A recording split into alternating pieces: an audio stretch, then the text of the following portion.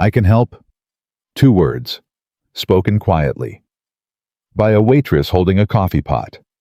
Every man in that room turned and stared at her like she had just pulled a grenade pin. Adrian Moretti, the most feared Mafia boss in Chicago, looked at this young woman standing at the edge of his table, and for the first time in 20 years, he had absolutely no idea what to say. If you are watching this right now, subscribe to our channel and follow this story all the way to the end. Drop a comment and tell me what city you are watching from. I want to see how far this story has traveled. The dinner rush at Marcello's had been brutal. Elena Rossi had been on her feet for 6 hours straight, moving between tables with the kind of mechanical efficiency that comes only from years of doing the same thing over and over until your body just stops asking your brain for permission. She had spilled nothing. Forgotten, no orders, smiled through 3 complaints about food that was perfectly fine, and tipped out the busboys at exactly the right percentage, so nobody would give her grief tomorrow. She was good at her job. She was good at surviving. Those 2 things had become the same thing a long time ago. Table 9 needs another round of water, called Marco, the floor manager, passing her near the service station without looking up from his clipboard. Already done, Elena said. Marco glanced up. And the bread? On the way. He nodded and moved on. Elena pulled the bread basket from the warming shelf, balanced it on the edge of her tray, and turned back toward the dining room. That was when she felt it. Not heard. Felt. A shift in the air, a change in the temperature of the room. Something invisible and immediate that made the hair on her arms stand up before her brain could explain why. She stopped walking. At the front entrance, 3 men had come through the door. Not loud, not aggressive.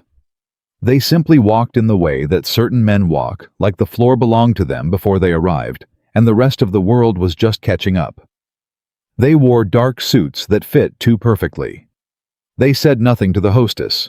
The hostess said nothing to them. She simply picked up 3 menus and led them toward the private dining room in the back. Elena had worked at Marcello's for 2 years. She had seen that private room used exactly 4 times. Each time Marco had pulled aside the entire waitstaff and delivered the same speech in a low voice. You do not ask questions. You do not make eye contact unless they address you directly. You bring exactly what they order and nothing more. You are invisible. Do you understand invisible? She understood. She watched the 3 men disappear through the heavy wooden door and turned back toward table 9. 20 minutes later, Marco found her at the service station refilling water pitchers. Elena. Something in his voice made her set the pitcher down slowly. I need you to cover the private room tonight. She looked at him. I thought Dominic covered that room. Dominic called in sick.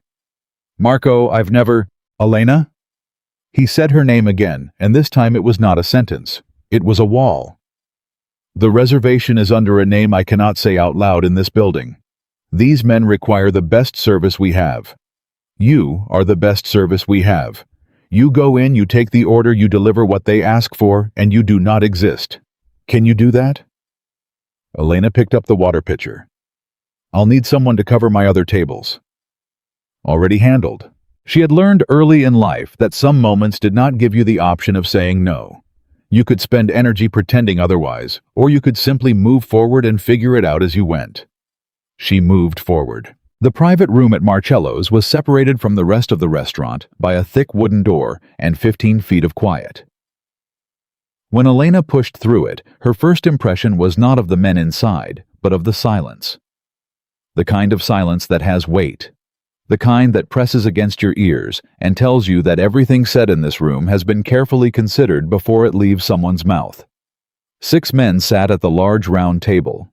3 on one side, 3 on the other. The men she had seen walk in were on the right. On the left sat 3 other men she did not recognize. Older, impeccably dressed, with an unhurried quality about them that suggested they were accustomed to waiting for things because things always eventually came to them. At the center of the right side sat a man who did not need to announce himself. He was younger than she had expected, mid-30s perhaps, though something in his face suggested he had lived longer than his years. Dark hair, dark eyes, a jaw that had been set against something for so long, it had simply stayed that way permanently. He sat completely still, in a way that was not passive. It was the stillness of something held tightly in check. She had heard his name before. Everyone in Chicago had heard his name. Adrian Moretti. She kept her face completely neutral and walked to the edge of the table. "Good evening, gentlemen. My name is Elena, and I will be taking care of you tonight. Can I start you with something to drink?" Nobody looked at her. The men on the left were speaking to each other in low voices, Spanish, rapid and clipped. She caught fragments without trying to. She always caught fragments, a habit she had never been able to turn off. Something about a timeline, something about a condition that had not been discussed. One of Adrian's men leaned close to him and said something in Italian too quiet for her to hear. Adrian's jaw tightened almost imperceptibly. He looked at the empty chair at the end of the table. Elena followed his gaze without meaning to. Empty. She took the drink order sparkling water, a specific Barolo sparkling water again, and left the room. In the kitchen, she set her tray down and stood at the counter for exactly 3 seconds. Then she went to find Marco. He was in his office with the door almost closed. She knocked twice. "Come." She pushed the door open. There are only 6 men in that room. Who is supposed to be in the 7th seat? Marco looked up from his desk. The color in his face changed in a way that had nothing to do with her question and everything to do with something he already knew. "The interpreter," he said, and his voice was very careful. "He was supposed to arrive 30 minutes ago. He hasn't come." "No."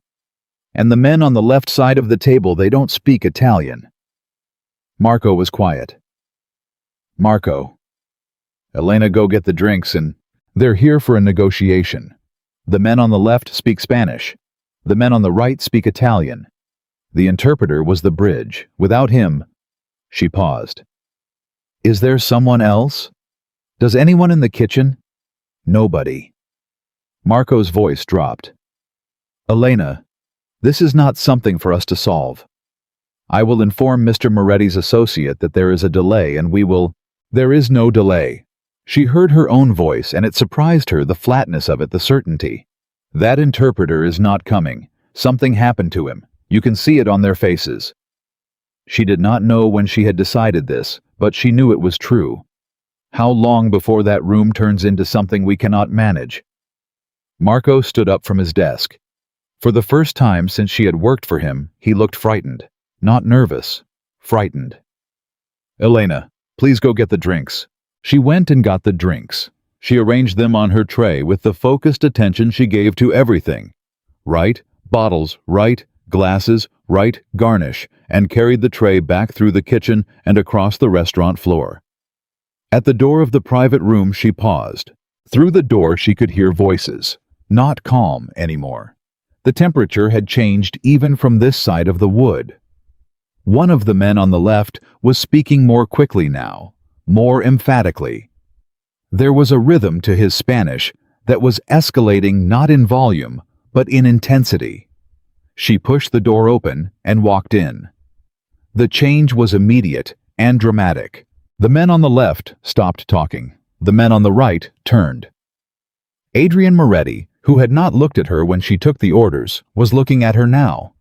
Not hostile, not welcoming, simply looking the way a person looks at something they are trying to quickly calculate. She set the drinks down one by one without rushing. "Your Barolo." She set the bottle at Adrian's right hand. "I chose the 2017. The structure holds better against a meal that may run long." She paused exactly one beat. "Which it appears this one might."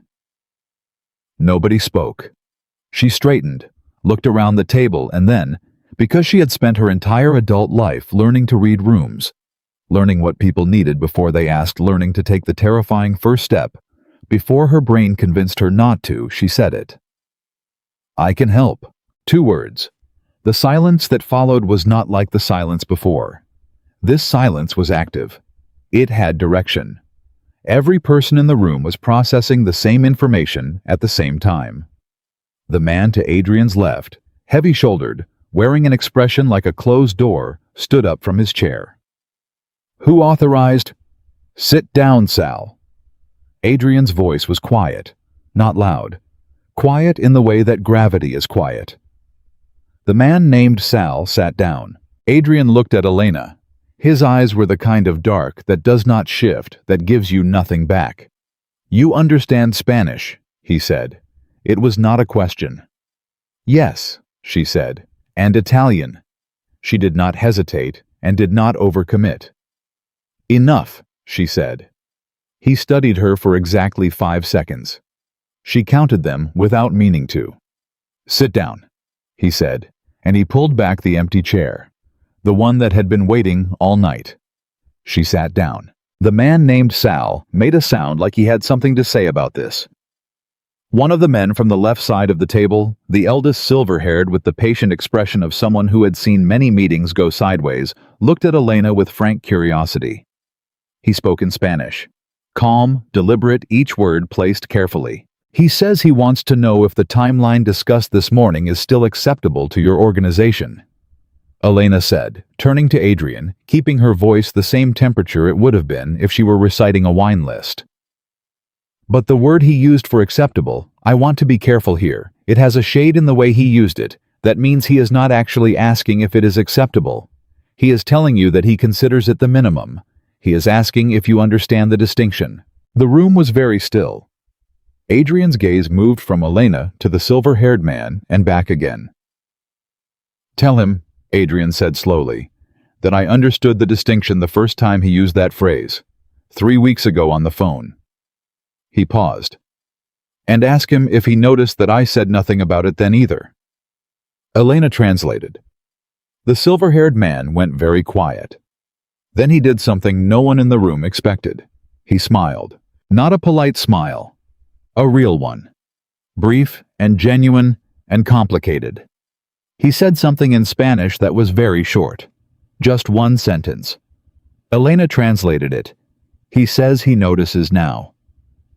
Adrian Moretti picked up his wine glass and looked at it for a moment. Then he set it back down. Good, he said. Then we can begin. What happened over the next 40 minutes was the closest Elena had ever come to understanding what it felt like to walk a tightrope over something with no bottom. The negotiation was not a conversation. It was a series of tests. Every statement that came across the table from the left side was a probe designed to find the edge of something to locate where Adrian's patience ended, or where his confidence had a crack in it. The silver-haired man whose name she gathered was Señor Vargas, was extraordinarily good at this. He would make a reasonable statement. Then he would follow it with a small addition, casual, almost parenthetical, that shifted the weight of the reasonable statement entirely. Elena caught all of it, not because she was extraordinary, because she had spent 26 years learning to listen to what people were actually saying, underneath what they were saying. She had learned it from necessity. From a childhood where the wrong interpretation of her stepfather's mood could mean the difference between a calm evening and a terrible one. From years of working in restaurants where reading a table, really reading it, understanding who was trying to impress whom, who was upset about something that had nothing to do with the food, who needed to be made to feel important before they would stop being difficult, was the actual job. Translation was the smallest part of what she was doing. When Vargas suggested that the payment structure be modified to include a third installment contingent on a benchmark that hadn't been defined yet, Elena did not translate it immediately. She let the sentence sit in the air for 1 extra second. Then she translated it word for word, and then she added, keeping her voice completely level.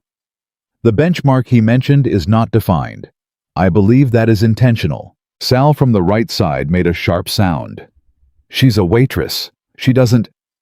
I'm also in the room, Elena said, still looking at Adrian. And I'm the only one at this table who can hear both sides of this conversation. I'm telling you what I hear. Sal looked at Adrian. Adrian looked at Elena. What would you suggest? He said. The question landed like a stone in still water. Nobody moved. Elena thought for exactly 3 seconds. Ask him to define the benchmark right now, in this room, before any agreement is put on paper. She paused. If he defines it clearly and reasonably, He was always going to do that. He just wanted to see if you would ask. If he resists defining it, you have your answer about what the benchmark is actually meant to do." The silence lasted a long time. Then Adrian nodded. He turned to Vargas and, in Italian, gave Elena the words. She translated them into Spanish without inflection.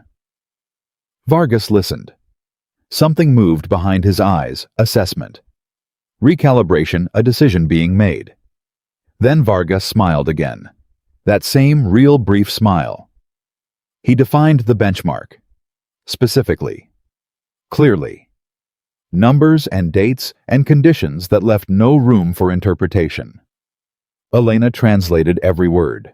When she finished, the room felt different. The tension that had been pressed against every surface began very slightly to release. Sal leaned toward Adrian. "She told him we knew it was a trap," he said in Italian. His voice was not quite as hostile as before. Mostly confused. "She told us it was a trap," Adrian said quietly in English, this time Elena suspected on purpose. "And then she helped us walk through it without making him feel like we caught him." He looked at her. She said nothing. "That's different," he said. "Yes," she agreed. "It is." The next part of the negotiation was about protection. Not the word itself. The word never appeared, but the concept wrapped inside terms like security protocol and mutual verification and trusted intermediary. Elena understood what these phrases were holding inside them. She had grown up near enough to the edges of certain worlds to know that when powerful men spoke carefully about ensuring that both parties could feel confident about the arrangement moving forward, they were talking about something specific. They were talking about what happened to people who violated the arrangement. She translated carefully. She did not add interpretation to this section. Some things were not hers to comment on. Vargas said something in Spanish during this portion that she translated as, "He says the man who was supposed to be here tonight, he says he hopes there was no misunderstanding about his absence." The air in the room changed completely. Adrian's hand, which had been resting on the table, went completely still. Sal sat forward. The men on the right side exchanged something with their eyes that Elena could not read and chose not to try. "Tell him," Adrian said, and his voice was perfectly controlled, "that the absence has been noted and will be understood fully in the coming days." Elena translated. Vargas received this with an expression that suggested he understood the complete meaning of it and that he had expected nothing different. He says, Elena told Adrian that he is glad to hear it. 2 more hours passed. Elena did not think about the tables she was not covering. She did not think about the tips she was losing or what Marco was doing in his office, or whether anyone had noticed she had been in this room for going on 3 hours. She existed completely inside the conversation, moving back and forth between languages with the focused attention of someone crossing a river on stones. Each step deliberate, each landing checked before the next one. At 10 minutes to midnight, Vargas placed a document on the table. One of his men produced a pen. Elena sat very still. Vargas said something in Spanish. She translated, "He says the numbers are right, the terms are clear, and the structure is what both parties need. He says his only remaining question is about the woman." She paused. "He wants to know who she is." Every head turned toward her. She sat with her hands folded on the table and said nothing, because the question had not been directed at her. Adrian looked at Vargas for a long moment. "Tell him," Adrian said slowly, "that she is someone who made an impossible evening possible." Another pause. "And that her name is not his business." Elena translated the first sentence. She did not translate the second. Vargas nodded. He picked up the pen. He signed the document. He slid it across the table. Adrian picked up his own pen. He signed. The room let out a breath it had been holding for 3 hours. Vargas stood. He was taller than she had realized.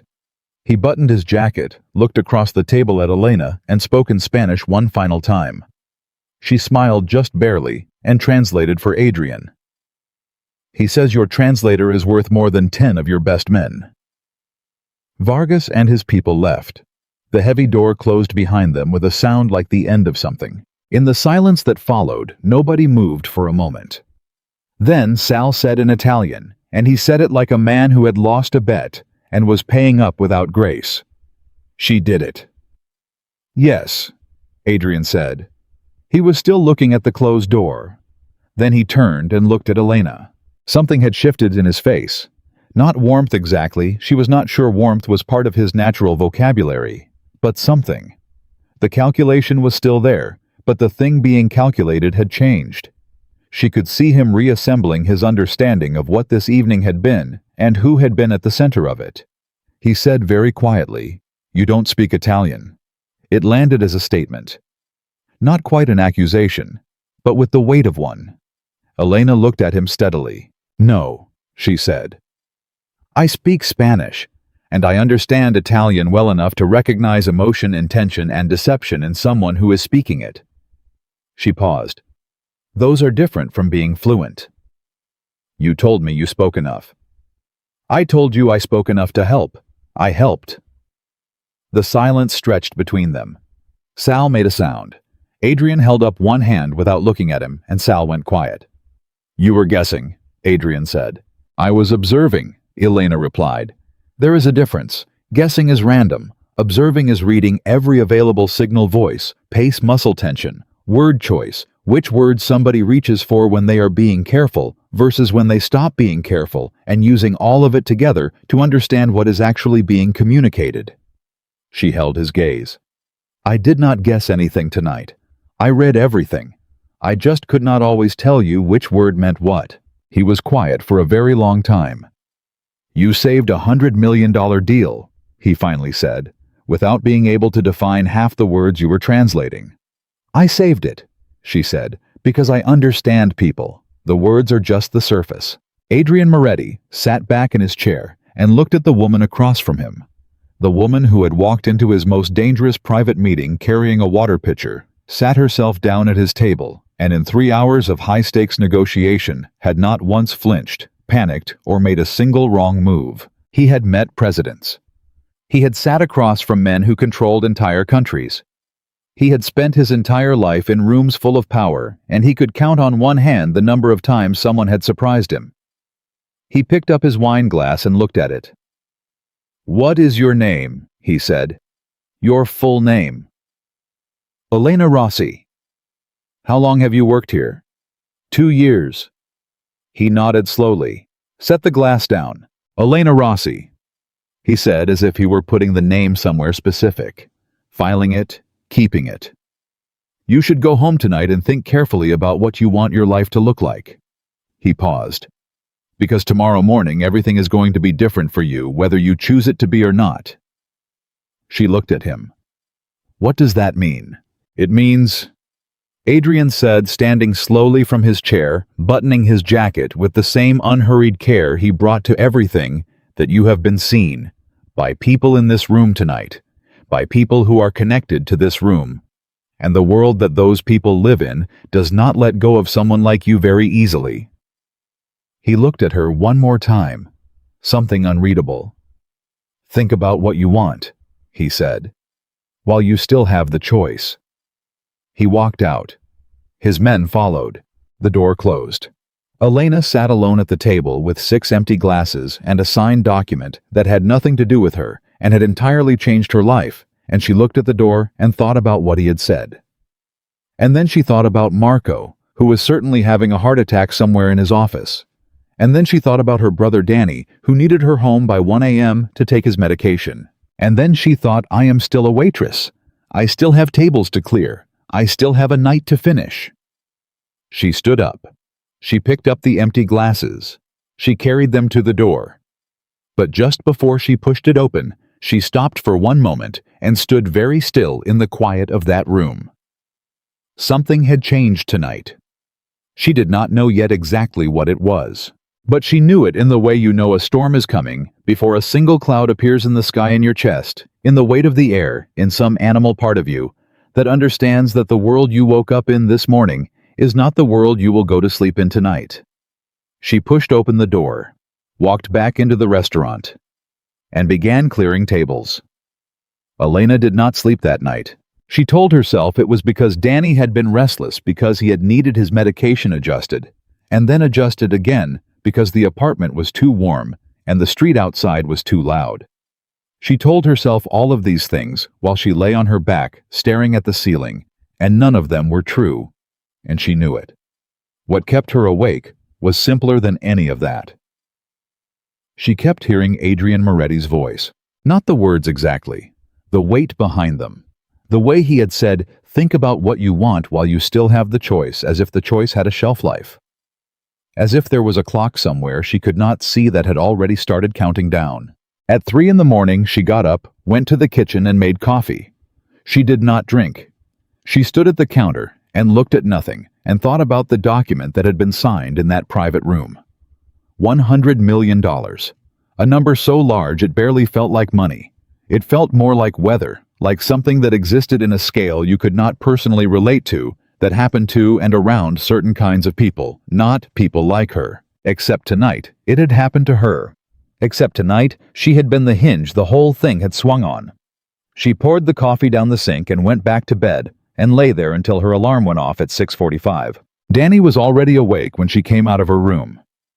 He was 17, and recently he had developed a habit of waking up early that she suspected was less about being a morning person and more about wanting to be awake before her, wanting to be the one who had the coffee ready, when she walked out a small reversal of care that he had decided on silently, and that she had accepted without comment because she understood what it meant to him. "You didn't sleep," he said. He handed her a mug. "I slept." "Elena." "I slept a little." He sat down across from her at the table. He had their mother's eyes wide and careful, always taking stock of whatever room he was in. He had never fully recovered from the accident 2 years ago, and he never would. The nerve damage in his left side was permanent, but he had built a life inside the new limits with a quiet stubbornness that sometimes made Elena's chest hurt to look at. "Something happened last night," he said. She looked at him over her mug. "I worked a late shift." Something happened at the late shift. She almost told him. She almost laid the whole thing out on the table between them, the private room, the missing interpreter, the 2 hours of walking a wire over nothing, the signed document, the man in the dark suit who had looked at her like she was a problem he had not anticipated and was still deciding what to do about. Instead, she said, "I'll tell you when I figure out what to tell you." Danny nodded. He trusted her the way younger siblings trust older ones when they have learned through experience that the older one's delays usually have good reasons. He did not push. She finished her coffee. She got dressed. She went back to Marcello's. Marco was waiting for her at the door. Not inside, at the door. Standing outside at 9 in the morning in the thin gray light wearing yesterday's shirt, which meant he had either come in very early or never left. "Elena," he said, and then he looked around the empty sidewalk, like he was checking whether anyone was close enough to overhear a conversation that had not started yet. "Marco." "Come inside, not through the front." He stepped back. "Side door." She followed him through the side entrance through the kitchen, which was just beginning to wake up prep cooks arriving coffee brewing on the industrial machine, the low hum of a kitchen before it becomes itself. He took her to his office and closed the door. He did not sit down. He stood behind his desk with his hands on the back of his chair and looked at her the way a man looks at something that has changed shape overnight. "I got a call this morning," he said. "From who?" "From someone who works for someone. You understand what I mean when I say that?" She understood. "They want to know if you can come in tonight." She felt something shift in her chest. Not quite fear. Something more specific than fear. "Come in where?" "Here. The private room. Same group." Marco paused. "There is a follow-up meeting. The agreement they signed last night has details that need to be finalized. Terms, schedules." He stopped. "They want you there. They have an interpreter. They want you." The words settled in the room. Elena looked at him for a moment. "Marco, what happened to the interpreter? The one who was supposed to be there last night?" Marco's jaw tightened. He looked away toward the wall, which was not an answer, but also was. "That is not a question for either of us," he said carefully. She nodded once. She had expected that. "If I say no?" she asked. Marco said nothing, which was also an answer. She looked at the closed door. She thought about Danny. She thought about the ceiling she had stared at until 3 in the morning. She thought about a document she had held in place with nothing but her ability to listen and her refusal to panic. "Same time as last night," she said. 8 o'clock. She picked up her apron from the hook on the back of his door. "Then I'll be here at 7 to set up my regular tables first." She walked out before he could say anything else. She spent the day working the lunch rush with the same focused competence she brought to every shift, and she spent it thinking. Not panicking, thinking. There was a difference, and she had learned it young. Panic was circular. Thinking moved forward. What she knew, Adrian Moretti had closed a $100 million deal with a man named Vargas. The deal was apparently large enough that its details required a follow-up. She had been the mechanism by which the deal had happened. That made her useful. Useful to powerful people was a complicated position to be in, because useful implied replaceable, but useful in a way that no one had anticipated had a different quality. She had not been a resource they planned to use. She had been a surprise. And she had learned in 26 years of navigating difficult situations with very few advantages that surprise was one of the few forms of power available to people who otherwise had none. What she did not know was almost everything else. Who had taken the interpreter and why? Whether last night had been an accident or a setup. What Adrian Moretti actually wanted from her. Whether any of this would stay contained to negotiation tables and signed documents, or whether it was something much larger and much darker that she was only now beginning to stand at the edge of. At 4 in the afternoon, her phone rang. A number she did not recognize. She almost let it go to voicemail. She did not let it go to voicemail. "Elena Rossi," she said. "You took the call." The voice was calm, male, accented slightly, not Italian, not Spanish, something she could not immediately place. "I was not sure you would." "Who is this?" "Someone who was watching last night." A pause. "Not from inside the room, from a position that is, let's say, adjacent to the interests of the people in the room." Her hand tightened on the phone. "What do you want?" "To offer you something, a piece of information." "I'm not interested in information from people I don't know." "You will be interested in this one." Another pause, and she heard something in the quiet of it, the deliberate timing of someone who rehearsed moments like this. "The meeting tonight is not a follow-up." She said nothing. "The agreement from last night is already being challenged. One party believes the terms were influenced by someone who was not supposed to be in the room." The voice was smooth and even. "That person is you, Elena. And the party that is unhappy about it is sending someone tonight to make their feelings known." Her breath stayed even. She had trained it to do that. "Why are you telling me this?" she said. "Because I find you interesting," the voice said, "and interesting people are worth preserving." "That's not an answer." "No." The voice agreed pleasantly. "It isn't. But it's all I have for you right now. Be careful tonight, Elena Rossi. The room you are walking into has more people in it than it appears to." The call ended. She stood in the middle of the restaurant floor with lunch plates still being cleared around her, and looked at the dead phone in her hand. She thought about calling Marco. She thought about calling no one, going home, packing a bag, and taking Danny somewhere for a long weekend with no explanation. She thought about what careful actually meant in a context like this.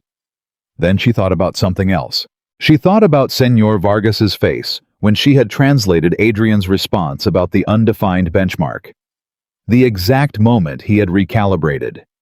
The split second when his expression had moved from testing to something more like respect. She thought about Adrian's voice when he said, "You saved a $100 million deal," without being able to define half the words. She thought, "I am not going to run from this." And then, because she was Elena Rossi, and she had learned a long time ago that conviction without preparation was just another word for recklessness. She spent the next 2 hours doing something very specific. She thought about everything she knew and everything she did not know, and she built a picture of the space in between. She arrived at Marcello's at 7 sharp. The private room had been reset. Someone had come in and changed the arrangement slightly. She noticed it immediately, the way she noticed everything. The table had been repositioned. There were 8 chairs instead of 6. She counted them twice to make sure she had the number right. 8 chairs. 2 more than last night.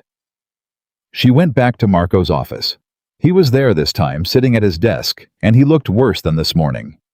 "There are 8 chairs," she said. Marco closed his eyes briefly, opened them. "The arrangements changed. Who are the 2 additional people?" "I wasn't told." "Marco." She put both hands on his desk and leaned forward slightly, not threateningly, but with the directness she used when she needed someone to stop managing her. "Something is wrong about tonight. I need you to tell me everything you know, not what you've been told to tell me. Everything." He looked at her for a long time. Then he said in a voice so quiet she had to hold herself still to catch every word, "There is a man. His name I don't know. He is connected to Vargas in a way that is not clean. He believes that the agreement last night was improperly influenced. He has requested to be present tonight." Marco's voice dropped further. "He is not someone who requests things quietly. Did you tell Adrian? Did whoever called you this morning tell them? I am a restaurant manager, Elena. I arrange tables. I do not call Adrian Moretti with news he already has people for collecting." She straightened. "You think he already knows?" "I think if he doesn't know, he will know before 8 o'clock. These people always know." Marco looked at her with something in his eyes that was not quite guilt, and was not quite warning, and was some combination of the two. "You can still leave. I can tell them you were unavailable. You can set the room," Elena said. "Put water on every table. Make sure the Barolo is opened 15 minutes before they arrive. Not at the table." She walked out. At 7:45, a man she had never seen came through the front entrance of Marcello's and walked to her station with the direct purpose of someone who had been told exactly who to look for. He was younger than she expected, late 20s maybe, with the kind of unremarkable face that people cultivate deliberately because unremarkable is useful. He wore a jacket that was slightly too large, which she registered before she registered anything else. He stopped in front of her. "Elena Rossi, can I help you?" He handed her an envelope. "From Mr. Moretti." He left without waiting for a response. She took the envelope to the back hallway and opened it. Inside was a single index card, handwritten in a precise economical script. "You were warned this afternoon. I know because I had the call monitored. Do not tell me you are surprised. You understand that I take precautions. Tonight you will be at the table. There is a man attending who will attempt to discredit what happened last night by discrediting you. He will suggest that you were placed, that you were used. Do not defend yourself. Let me handle that. Your only job tonight is to listen and to tell me exactly what is said and exactly how it is said. The difference between those two things will matter." A.M. She read it twice. Then she folded it and put it in the pocket of her apron. He had the call monitored. She turned that over, once decided what she thought about it, and moved on. At 8 o'clock they arrived. Not the same arrangement as last night. Tonight there were 5 men from Vargas's side, including Vargas himself, who nodded at Elena when he saw her with an expression that suggested he was not surprised she was here. There were 4 men from Adrian's side. And then there were 2 men who came in last, slightly separate from both groups, who had the quality of people who positioned themselves outside of categorization on purpose. One of those 2 men was the problem. Elena identified him within 30 seconds of his entering the room. Not because he was aggressive, because he was the opposite. He had the particular stillness of someone who had already decided how this evening was going to end, and found the process of getting there mildly tedious. He was in his 50s, silver-haired like Vargas, but thinner, with a face that had the stretched, attentive quality of a man who listened for a living. He settled himself into a chair with the ease of someone sitting down at his own table. His name, she gathered from the way the others oriented around him, was Reyes. Adrian arrived last. He came through the door, and the room's atmosphere rearranged itself the way it always did when he entered a space. He sat. He looked at the table. And then, almost as an afterthought, he looked at Elena, who was standing near the credenza at the side of the room. Something passed between them. Not a signal exactly, just an acknowledgement. Two people who had been through something the night before recognizing each other on the other side of it. Reyes spoke first, in Spanish, unhurried and precise. Elena translated. He says he appreciates the opportunity to meet the group. He says he has spent the morning reviewing the documentation from last night's agreement, and he has concerns, specifically about the process. What concerns? Adrian said. His voice was perfectly level. Elena translated. Reyes responded. She translated back. He says the presence of an unvetted third party in a confidential negotiation is irregular. He says in his experience, irregular situations produce irregular outcomes. He says he is not suggesting anything improper occurred. He is simply noting that anything built on an irregular foundation requires additional examination before it can be considered sound. Sal Adrian's heavy-shouldered man from the night before made a sound that was not quite a word. Vargas across the table said something quietly in Spanish that Elena caught and did not immediately translate. It was directed at Reyes, not at the room. It was the kind of thing you say to someone in a meeting when you are reminding them of an agreement they made before the meeting about how this was going to go. Reyes received it without expression. He's been told to be careful, Elena said very low, only to Adrian, so quiet she barely breathed it. Adrian did not turn his head. By Vargas. Yes. That means Vargas doesn't want this to blow up. Yes. Then Reyes is freelancing. She thought about that for exactly 1 second. Or he's testing something that Vargas has given him permission to test while still maintaining distance from it. Adrian was still for a moment. Then, ask Vargas directly how he stands on the agreement from last night. She looked at him. That's direct. Yes. She turned to Vargas and asked in Spanish, not formal, not aggressive the way you ask someone a question, you both know the real answer to how he stood on last night's agreement. The room went very still. Vargas looked at her. He looked at Reyes. He looked back at Elena. And then he said in Spanish clearly enough for everyone who spoke it to hear. The agreement stands. It was witnessed, documented, and signed in good faith by both parties. I do not renegotiate what I have already put my name to. Elena translated it word for word. Reyes did not react with his face. But one of his hands, which had been resting flat on the table, closed slightly. Barely visible. She saw it. He's not happy, she said to Adrian. What's he going to do about it? She watched Reyes. He looked at her directly for the first time. Tell me, he said in English, clear, unaccented English, which was the first surprise, how a waitress comes to have skills like yours. The table got quieter. He had said it in English deliberately, demonstrating that the translation had been unnecessary from his side, that he had understood every word she had said to Adrian and every word Adrian had said to her. She felt the shape of it land and did not let it change her expression. I studied, she said. Where? On my own, night classes, books, practice. With whom did you practice? Anyone who would talk to me. Reyes nodded slowly. He was performing something she could feel it, the deliberate quality of a man making a point through questions rather than statements. And how did you come to be in this room last night? I work here, she said. Yes, but this room specifically. This meeting. The scheduled interpreter didn't arrive. I was available. You were available, he repeated. How fortunate. The word fortunate carried exactly the weight he intended it to. Adrian spoke. Mr. Reyes. His voice had not changed in temperature, but something in it had shifted.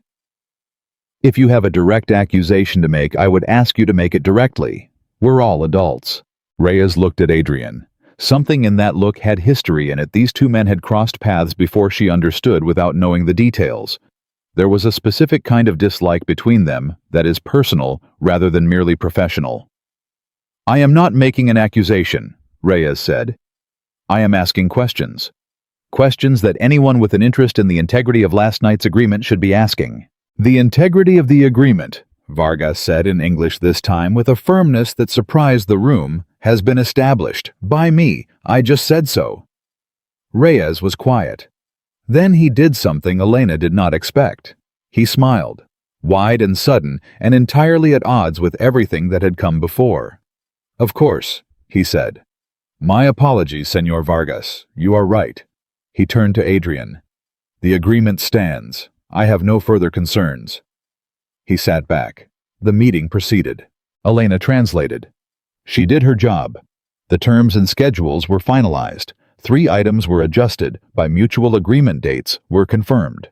Everything was professional and orderly, and moved at exactly the pace that a large, legitimate business negotiation moves at. But she watched Reyes the entire time. He was too relaxed. Not the relaxed of a man who has accepted defeat. The relaxed of a man who has accomplished something without anyone noticing. She went back through the last 30 minutes in her head. The questions he had asked her. The English, which had been a declaration, "I understood everything." The accusation disguised as concern. The retreat disguised as agreement. He had not come here to stop the deal. He had come here to see her, to assess her, to understand what she was and what she knew and what Adrian planned to do with her. He had come to map the new variable that had appeared in Adrian's world. That was the performance, not the challenge to the agreement. The challenge was cover.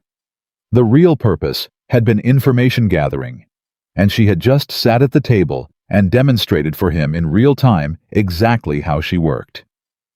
She translated a final exchange between Vargas and Adrian about the logistics of the first payment and kept her face completely professional, and felt underneath that professionalism a slow, cold clarity settling into her chest. Reyes left the meeting before it fully concluded. He stood nodded to Vargas and walked out with one of his men at exactly the moment when the conversation had moved into the logistics, the part where the interesting decisions had already been made, and what remained was administrative. Strategic exit. Exactly when he had what he came for. She watched him go. After the room had cleared, after Vargas and his people had departed, and Adrian's men had moved to the outer corridor, Adrian remained at the table. He was reading something on his phone. He did not look up when she began clearing glasses. "He was evaluating you," he said. "I know," she said. "He wasn't evaluating the deal." "I know." She set 2 glasses on her tray. He put his phone down. "Who do you think called you this afternoon?" he said. She stopped. "I thought you said you had it monitored." "I know who made the call. I want to know what you think." She thought about the voice, the accent she had not been able to place, the deliberate timing, the phrasing, the way the caller had said, "I find you interesting," with the confidence of someone who was not accustomed to finding many things interesting. "Someone who is neither with you nor against you," she said. "Someone who watches and collects information. Someone who knew about this meeting before tonight and knew that Reyes was involved." She paused.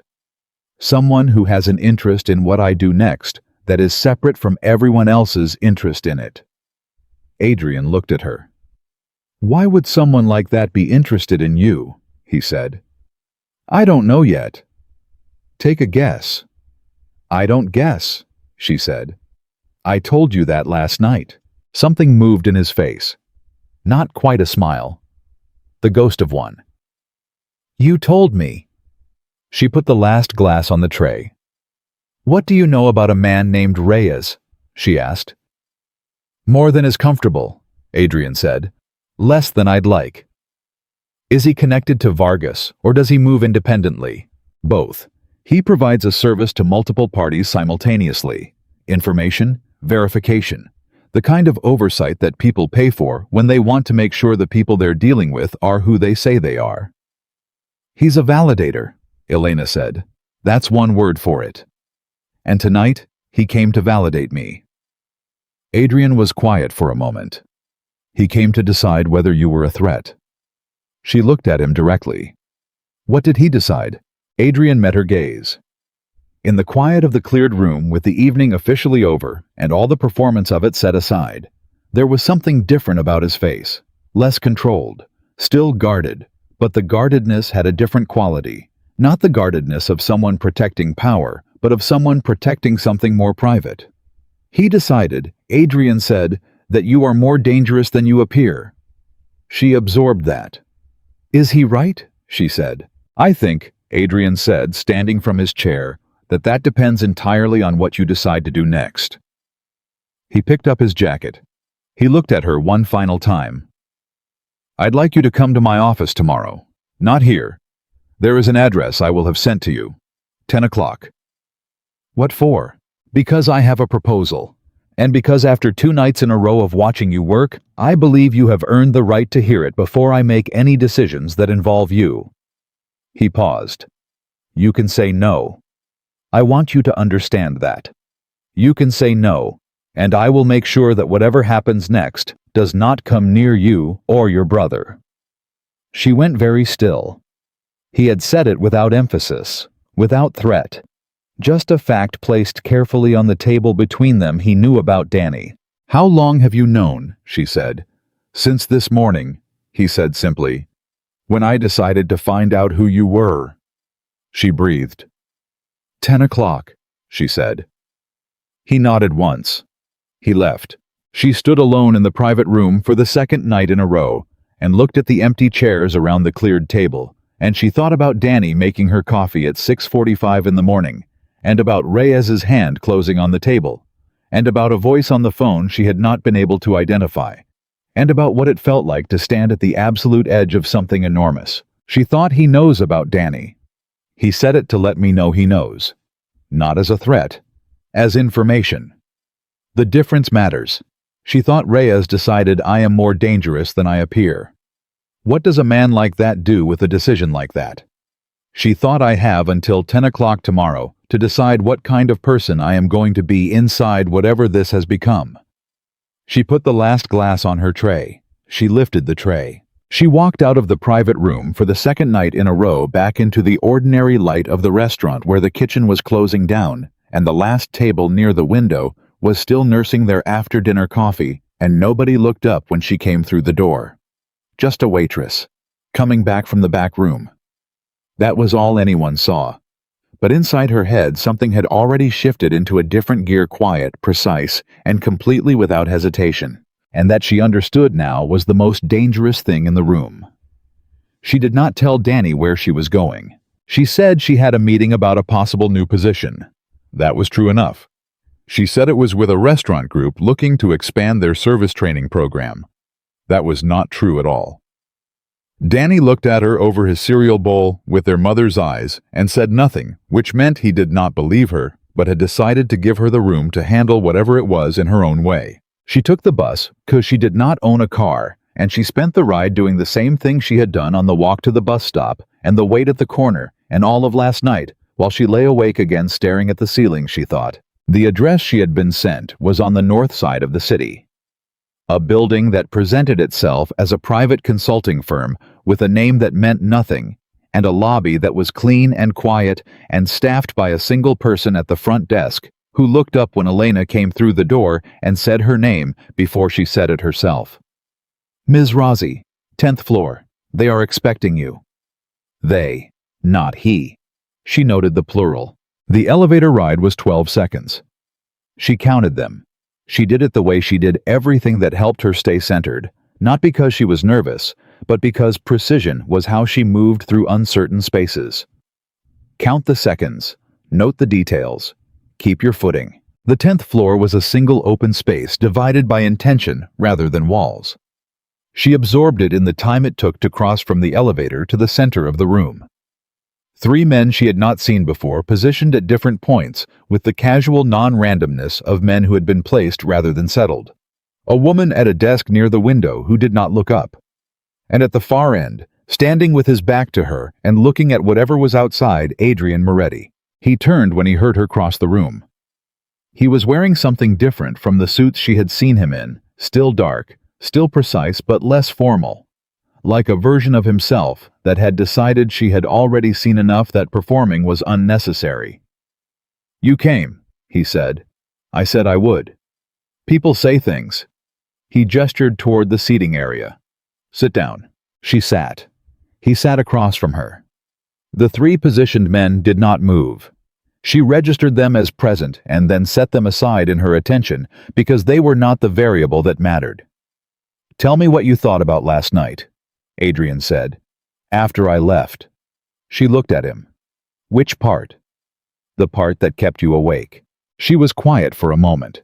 She had decided on the bus to be direct. Not because directness was always her instinct. She had learned long ago that directness was a tool like any other, and tools had contexts, but because she understood now that hedging with this man was a waste of both their time. "Reyes," she said. "What about him? He didn't come for the deal. He came for me." She paused. "But not because I'm a threat to the deal. Because I'm a new element in a system he monitors. And new elements that he can't immediately categorize make him—" She chose the word carefully, attentive. Adrian was watching her with the same quality of focus she had noticed the very first night, the sense of someone running calculations at speed that don't show on their face. "And what does attentive mean, coming from Reyes?" he said. "It means he's watching. It means he's deciding. And it means that whatever he decides, he'll act on it quietly and well in advance of anyone expecting it." "You got all of that from one meeting." "I got all of that from watching his hands," she said, "and the way he positioned his exit." A pause. "Most people don't notice those things," Adrian said. "Most people aren't looking at the right level," she said. "Words are the last place information lives. By the time someone says something, they've already communicated everything important 3 different ways." The room was quiet. Somewhere near the window, the woman at the desk turned a page. Adrian leaned forward slightly. "I want to make you a formal offer." "I know." "You don't know the terms." "Then tell me the terms." He did. What he described was not a job in the conventional sense of the word. He described it in the language of function and arrangement, a role inside his organization as a communication specialist and strategic interpreter. Not just translation. Situation analysis. Reading the rooms he could not afford to misread. Being present at meetings where the words spoken and the words meant were 2 entirely different conversations happening simultaneously. The money he named was a number that made Elena sit very still for exactly 2 seconds before she made her face do nothing. It was 5 times what she made in a year at Marcello's. Monthly. She breathed. "And my brother," she said, "is not part of the arrangement. He stays where he is. His life stays exactly as it is. You have my word on that." "Your word," she said. "Yes. I need to understand something." She held his gaze. "You said last night that whether I chose this or not, the world had already changed for me, that I had been seen. What does that mean specifically for someone who says no to this offer?" He did not look away. "It means that Reyes has already logged your existence, that people connected to last night's deal already know your name and your face. It means that the protection that comes from being unknown to these worlds is no longer available to you." A pause. "I am not threatening you. I am telling you the actual situation. There is a difference." "I know there's a difference," she said. "I could hear it." He nodded. "Once. If I work for you," she said, "I need to understand what I'm walking into completely. Not the version you give people who you need to stay comfortable. The real version." Something shifted in his face. Not quite surprise. The thing that comes just after surprise when someone has already controlled the surprise itself. "That's what I'm offering you," he said. "Full information, full access to what you need to know in order to do the job. And the things I don't need to know will stay away from you." She thought about that for a long time. Not on the outside, on the inside, where it mattered. "I need a week," she said. "You have 3 days." "Fine." She stood. He stood. 3 days. They looked at each other across the quiet space for a moment. Elena. His voice was slightly different, not the voice he used with other people in the room. What you did those 2 nights. I want you to understand that what you demonstrated is not something that can be taught. It cannot be hired from a university. It cannot be trained into someone. He paused. I have had interpreters on my payroll for 15 years. None of them do what you do, not even close. She picked up her jacket. I know, she said. She took the elevators down, walked through the lobby, pushed through the front door into the gray October air, and stood on the sidewalk for 30 seconds doing absolutely nothing. Then she took the bus home. She spent the 3 days thinking in the organized, forward-moving way that was the only kind of thinking she trusted. She made a list, not on paper in her head, which was where she kept everything that mattered of what she knew and what she did not know, and what she needed to find out before she could make a real decision rather than a reactive one. What she knew Adrian Moretti's operation was large and complex enough to require professional-level communication infrastructure. The deal with Vargas was the surface of something much larger. Reyes was monitoring it from a position that was neither ally nor enemy, but something more like an auditor with power. The anonymous caller from 2 nights ago was another layer, entirely someone watching all of this from a position she had not yet been able to locate. What she did not know the full shape of what she would be inside, the actual risk profile of a role like this. What had happened to the original interpreter, and whether it was connected to anything that could happen to her. What she needed to find out that last one. She called a woman named Petra on the 2nd day. Petra was someone she had known for 6 years. They had met in a night class, a community college language course that neither of them had finished for different reasons, and had stayed loosely connected in the way that people who recognize something essential in each other sometimes do, even when their lives go in separate directions. Petra was currently a paralegal at a firm that handled, among other things, certain cases involving people who operated in the same circles Adrian Moretti operated in. They met for coffee. Elena did not say Adrian's name. She did not say Reyes's name. She described a situation, a friend hypothetical, being offered a role inside an organization with complex interests, and asked a very specific question. What typically happens to people in that kind of role when things go wrong? Petra looked at her over her coffee cup for a long time. Elena. Hypothetically. Elena. Petra. Petra set down her cup. Depending on the organization and the person's specific position, which is to say, how much they know and how replaceable they are, it goes one of 2 ways. Either they are protected because their knowledge makes them an asset worth maintaining, or they are removed because their knowledge makes them a liability too expensive to keep. She paused. The difference between those 2 outcomes usually comes down to how indispensable the person has made themselves versus how dangerous they have allowed themselves to become. Elena nodded. Thank you. Elena. Petra's voice was quiet and careful. Please tell me this is actually hypothetical. Elena paid for the coffee and left. On the 3rd morning, she called the number Adrian had given her and said yes. She gave 2 weeks' notice at Marcello's. Marco received it with the expression of a man who had been expecting it and was still not sure how he felt. He hugged her exactly once at the end of her last shift, which he had never done before in 2 years, and said only, "Be careful, please." She said she would. She told Danny she had taken a new position. Communications, higher pay. She told him enough that he would not worry, and not so much that he could.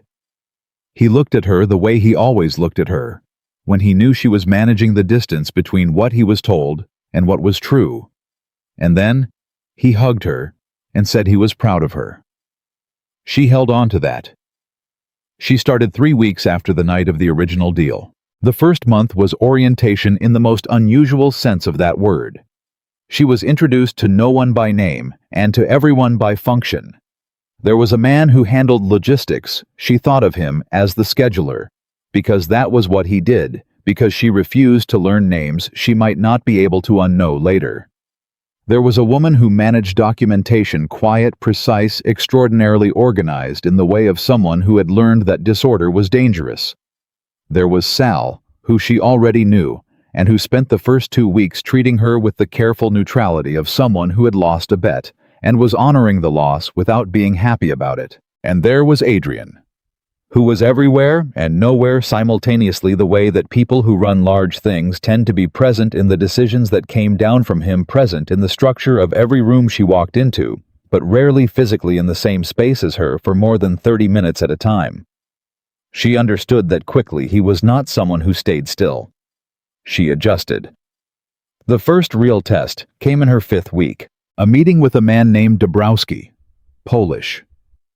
Connected to a distribution network that had interests overlapping with one of Adrian's legitimate business operations, he had several. She was learning real companies that functioned and generated real revenue. The overlap was complicated by a historical disagreement that predated Elena's involvement by 4 years and that Dabrowski had apparently never fully released. She sat at the table. She listened.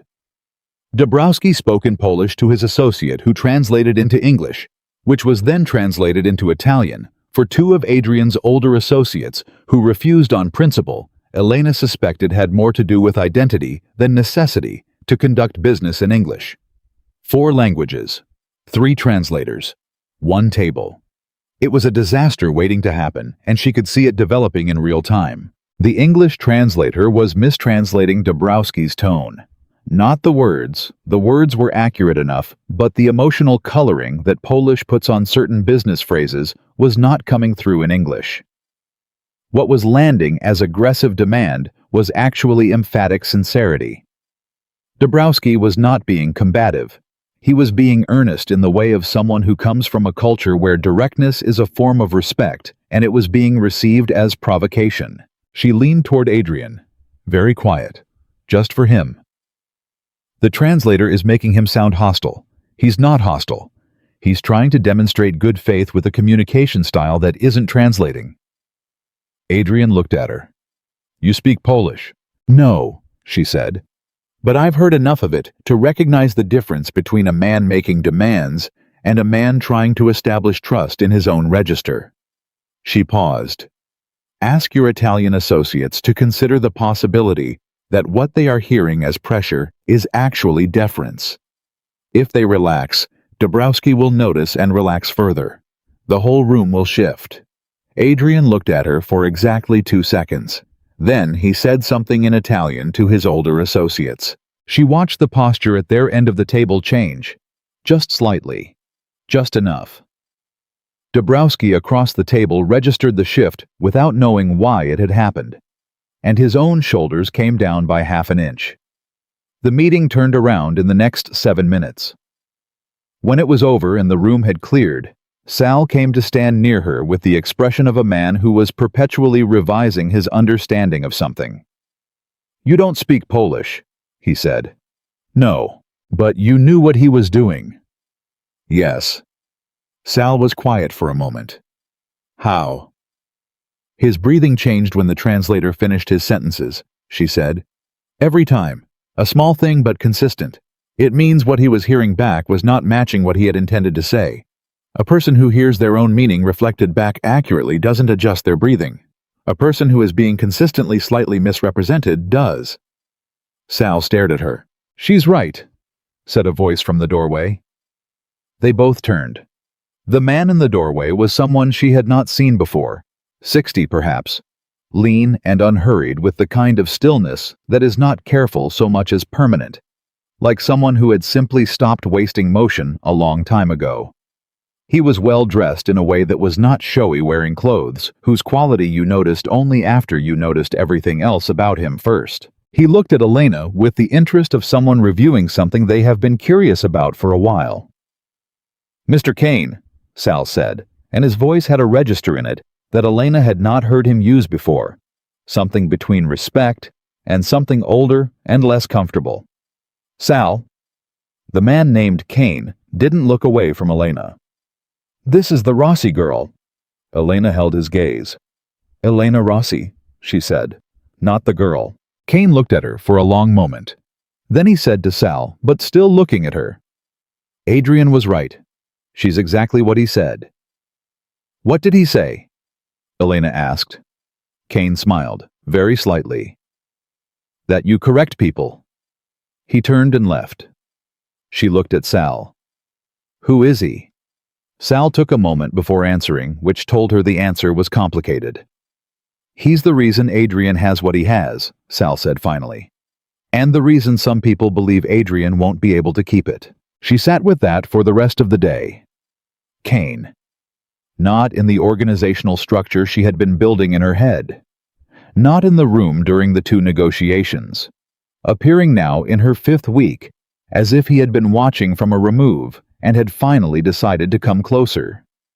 She added him to the picture she was building and noted that he changed the shape of several things she had thought she understood. That evening, Adrian appeared in the office. She had been given a small room with a window and a desk, and access to communication channels she was still learning to navigate, and stood in the doorway. You met Kane, he said. Briefly. What did you think? She considered the question. I think he's the most important person I've encountered in this building, and he was introduced to me by accident. Adrian was quiet. Is he dangerous to you? She said. That depends on the day, Adrian said. What changed today? He looked at her with something that was becoming familiar to her, the look he gave when she had asked the question he had not expected, but that he recognized immediately was the right one. He watched the recording of the Dabrowski meeting, Adrian said. He came here directly after. He watched it today. Yes. He didn't watch the Vargas negotiation recordings. He did, but today was different. She thought about that. Because Vargas could have been luck, or specific knowledge of Spanish and Italian. She paused. But Dabrowski was proof of something else entirely, Adrian said. Something that doesn't have a category. She looked at him. What does Kane want? He wants to meet you properly. A pause. I'm asking if you're willing. This was new. He had not asked her permission about anything since the original offer. The asking meant something. When? She said. Tomorrow night. His home. Will you be there? No. She held that information. You're sending me to meet the most important person in your world alone. Yes. Why? He looked at her steadily. Because he asked me to, and because I think you can handle anything he puts in front of you. Another pause. And because I want to know what you make of him without me in the room. She looked at him for a long moment. Something had been building between them for 5 weeks. Not slowly, not dramatically, but the way certain kinds of recognition build through accumulated evidence that cannot be argued with. Every time she had walked into a room with him, every time she had leaned close and said something quietly that changed the direction of what was happening, every time she had looked at him after something shifted and found him already looking back, neither of them had named it. She did not name it now. Text me the address, she said. She arrived at Kane's home at 7 the following evening. It was large and quiet in the particular way of homes belonging to people who have held power long enough that they no longer feel the need to perform it. A woman she did not recognize showed her to a room where Kane was sitting. He stood when she came in. That surprised her. Ms. Rossi? He gestured to the chair across from him. Thank you for coming. Thank you for the invitation, she said, which was the most neutral response she could give to something that had not quite been optional. He smiled. He had the kind of smile that told you he knew exactly what the words were doing and appreciated them for it. I want to ask you something directly, he said, sitting, and I want a direct answer. I'll do my best. How much do you know about what Adrian is managing right now? Not the business operations. The pressure around the edges of them. She looked at him. Tell me what you mean by pressure. I mean, Kane said with the patience of a man who chose every word on purpose that Adrian has built something substantial over the past decade. And there are people who believe that what he has built has grown large enough that it should be redistributed. Not destroyed, redistributed. And the people who believe this are currently constructing a situation that will require him to make a choice that he does not yet know he is being moved toward. The room was very still. A trap, Elena said. A corridor, Kane corrected. Traps you can break out of. Corridors you walk to the end of. She thought about Reyes, about the shape of the evening at Marcello's, about what Sal had said, the reason some people believe Adrian won't be able to keep it. "You're telling me this," she said, "because you want to know if I already knew." Kane looked at her steadily. "And do you?" "Not the specifics," she said. "But I've been sensing the shape of it. The Vargas deal was too large and too visible for the timing to be accidental. Reyes appearing to evaluate the margins of it. Dabrowski, a meeting that could have been handled 3 months ago, scheduled now when I'm new enough that any mistake I made could be attributed to inexperience." She paused. "Someone is testing the new variable, and testing it in multiple contexts simultaneously." Kane was quiet for a long moment. "You are," he said, "more than he described." "What did he describe?" "Someone extraordinary at reading rooms." Kane set his glass down. "He did not describe someone who reads the architecture of a situation across weeks and separate incidents." "Are they different things?" she said.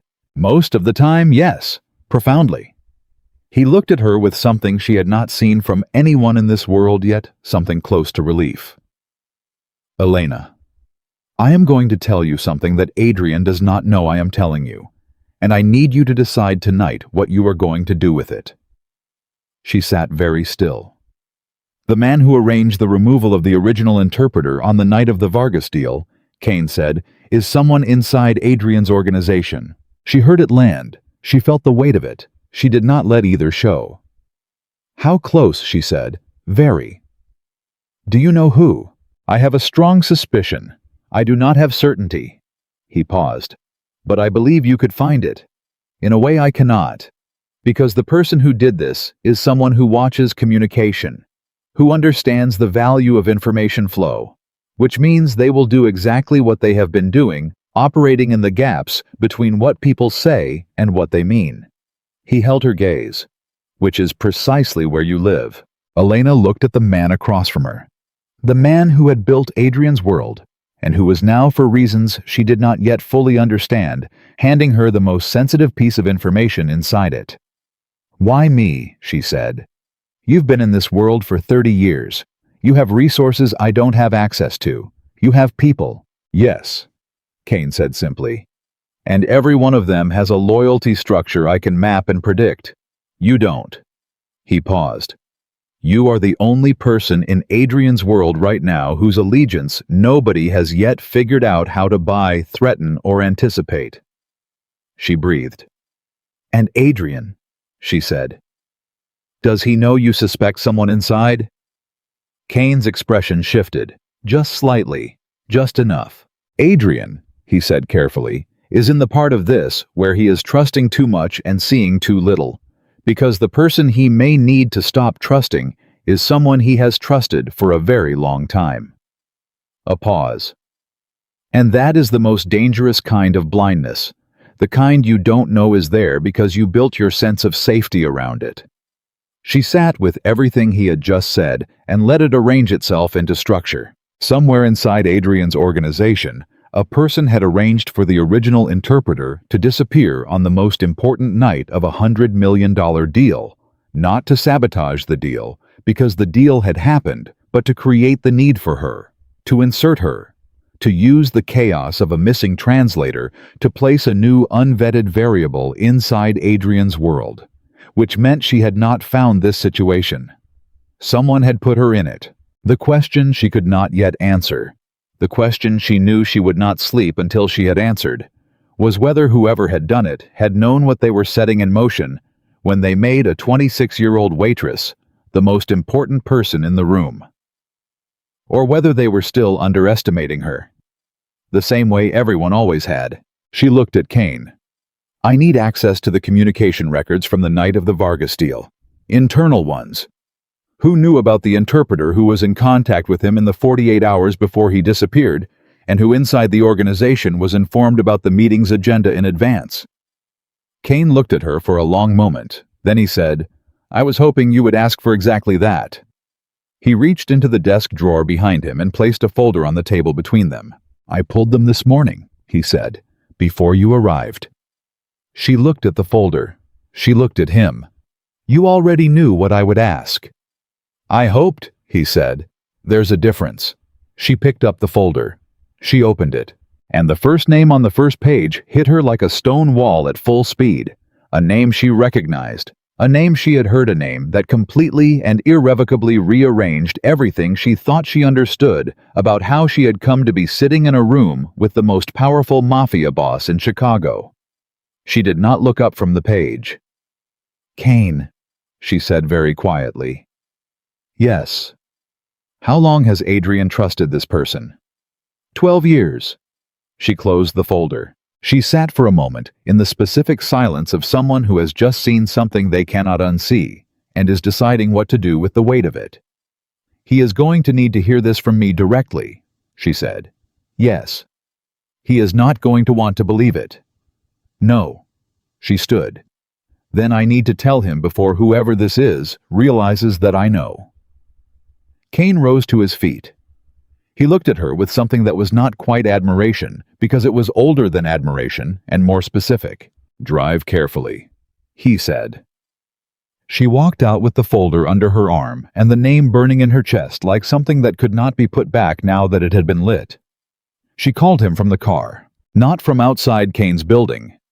Not from the sidewalk where someone might see her standing still with a folder pressed against her chest and read the body language of a person who had just had the ground removed from underneath them. She got into the car that Adrian's organization had quietly made available to her 3 weeks into her role. Another thing she had not asked for and had accepted without comment, and she sat for exactly 60 seconds doing nothing. Then she called him. He picked up on the second ring. "Elena. I need to see you tonight." She kept her voice level. She had learned that level was not the same as flat. Flat made people nervous, made them start filling silence with questions. But level meant, "I have something important, and I have it under control," which was the tone that made people in his world pay attention rather than react. "Not tomorrow. Tonight." A pause. Short, but real. Kane's meeting ran long. The meeting ended on time. What I found there didn't. Another pause, longer this time. "Where are you?" "In the car outside his building." "Come to the warehouse on Fulton, not the office." A beat. "Sal will meet you at the door." She pulled out into traffic. The folder was on the passenger seat. She did not look at it. She had looked at it enough in the last 40 minutes to have everything in it memorize: the name, the dates, the communication records, the specific timeline that showed exactly how the disappearance of the original interpreter had been orchestrated from the inside. The name was Vincent Gallo. She said it once in her head on purpose, the way you handle something dangerous by making yourself touch it directly rather than flinching around it. Vincent Gallo, who had been with Adrian for 12 years, who currently managed internal security for the organization, who sat 2 positions to Adrian's right in every meeting she had attended, and whose job specifically was to know everything that moved through the organization's communication channels. The man responsible for making sure nothing got in that shouldn't, who had let her in, who had put her in.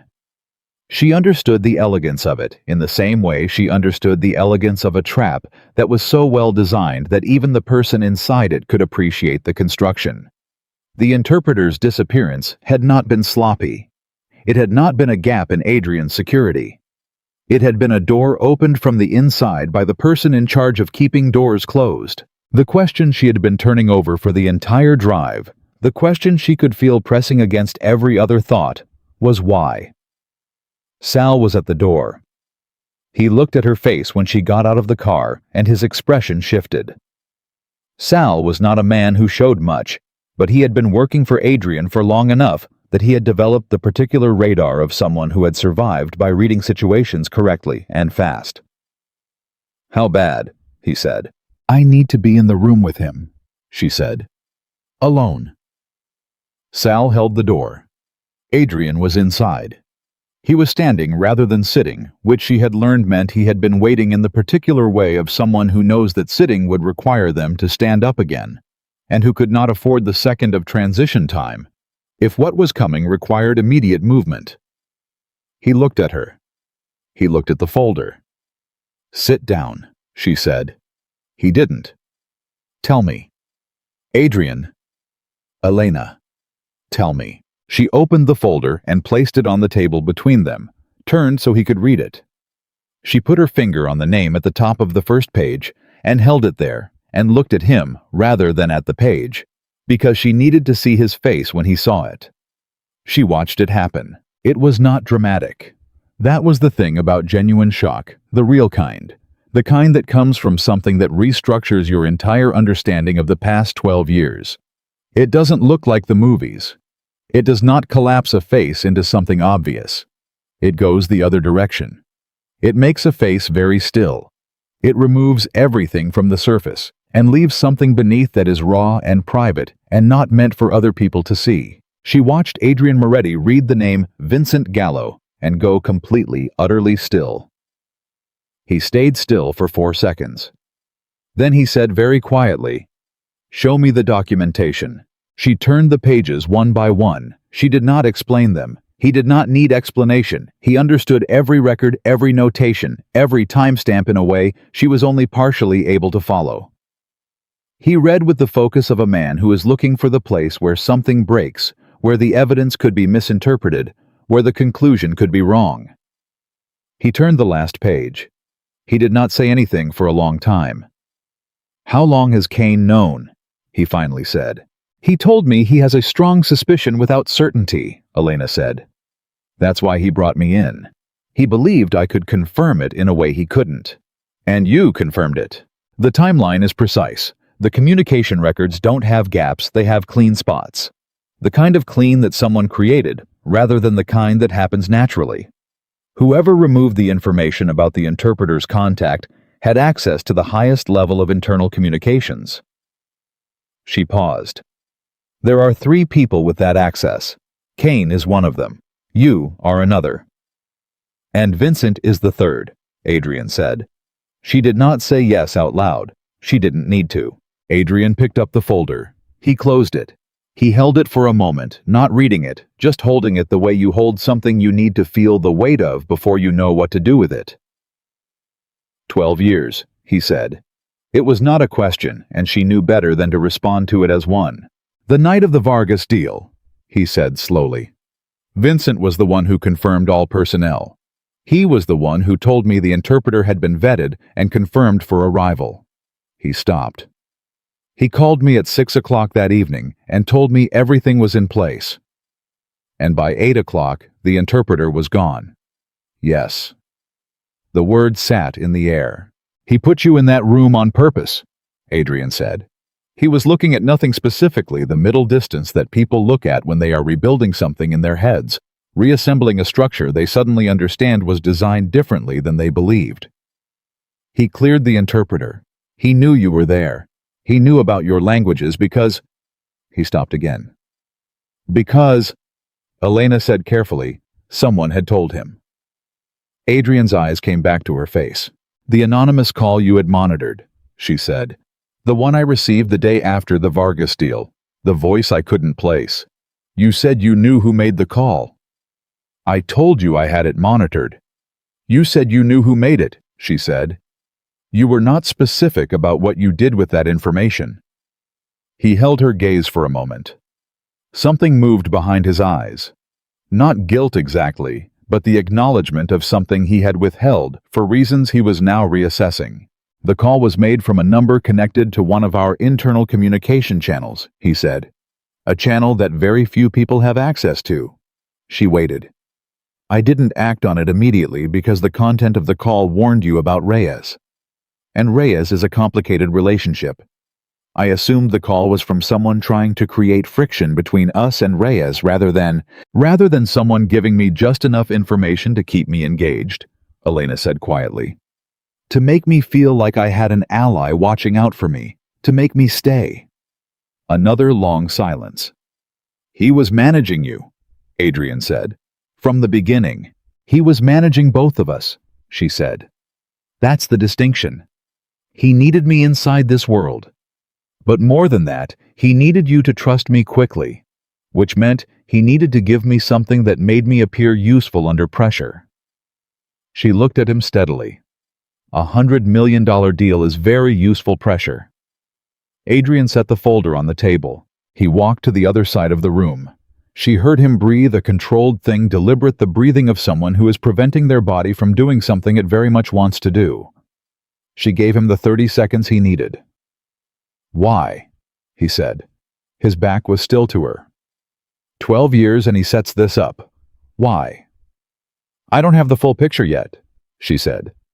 But I have a theory, and I need you to hear it without deciding what to do before I finish it. He turned around. He leaned against the wall. He crossed his arms, not defensive, she had learned, but containing. The posture he used when he was making himself hold something in place long enough to think it through. Talk, he said. Reyes, she said. He appeared the night after the Vargas deal to evaluate me. You told me he is a validator, someone who provides oversight and verification for multiple parties simultaneously. He appeared at that meeting not just to assess whether I was a threat to the deal, but to assess whether the deal was structurally sound. She paused. But Reyes is not neutral. He works for someone, or several someones, and the people he ultimately reports to have a stake in how your operation is structured. Adrian said nothing, listening. What if Vincent's purpose was not to sabotage the Vargas deal, she said. What if it was the opposite? What if the deal was the mechanism and I was the proof of concept?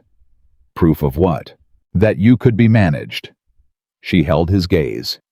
That the right new variable introduced at the right moment could reshape the decisions you make, could influence who you trust, what you prioritize, how you see your own vulnerability. She let that sit for one breath. Someone Reyes, or whoever Reyes reports to, wants to know if Adrian Moretti can be redirected, and Vincent was given the job of creating the situation that would show them. The room was extremely quiet. Using you, Adrian said. Using me as the instrument, yes, without my knowledge or consent. She paused. I was the experiment. The question being tested was whether a single well-placed outside element could enter your world, earn your trust, and change the calculations you make. Something moved in Adrian's face. It was the particular movement of someone who has been looking at a puzzle from one angle for so long that the moment the correct angle presents itself, the entire image shifts instantaneously and irrevocably. Kane, he said. Yes. Kane knew about this before tonight. Yes. How long? She did not answer immediately. Long enough to have pulled those records before I arrived. Long enough to know exactly what I would ask for and have it ready. Adrian pushed off the wall. He could have come to me directly. Yes, she said. But he came to you instead. Yes. He looked at her. She could see him working through it, the layers, the positioning, the question of what Kane's choice to go through her, rather than directly to him, meant about Kane's read of the situation, of him. He thinks I wouldn't have believed him, Adrian said. Flat, hard. She did not agree or disagree. He thinks you would have processed it differently coming from someone who has no history with Vincent. She paused. No 12 years of loyalty to reassemble. No personal wound getting in the way of the evidence. Adrian was quiet. He was right, he said finally, and it cost him something to say it. She could hear the cost clearly. She picked up the folder from the table and held it out to him. What do you want to do? He took it. Not yet, he said. Not tonight. He looked at the folder in his hand. If I move on Vincent now, the people watching this operation will see the reaction before I understand the full structure of what they've built. He looked up at her. I need to know who is above Reyes. I need to know what they actually want, and whether taking Vincent is going to accelerate their timeline or disrupt it. Which means Vincent stays in place while you find out. Which means Vincent stays exactly where he is, and believes that tonight went exactly the same as every other night. Adrian's voice was steady now. The initial shock had moved through him, and what remained was something colder and more focused. She recognized it, the shift into operational mode that people who survive genuinely dangerous things develop as a protective reflex. Can you do that? Can you sit in the same room as him tomorrow and let nothing show? She thought about the Vargas negotiation. She thought about Reyes's hand closing on the table.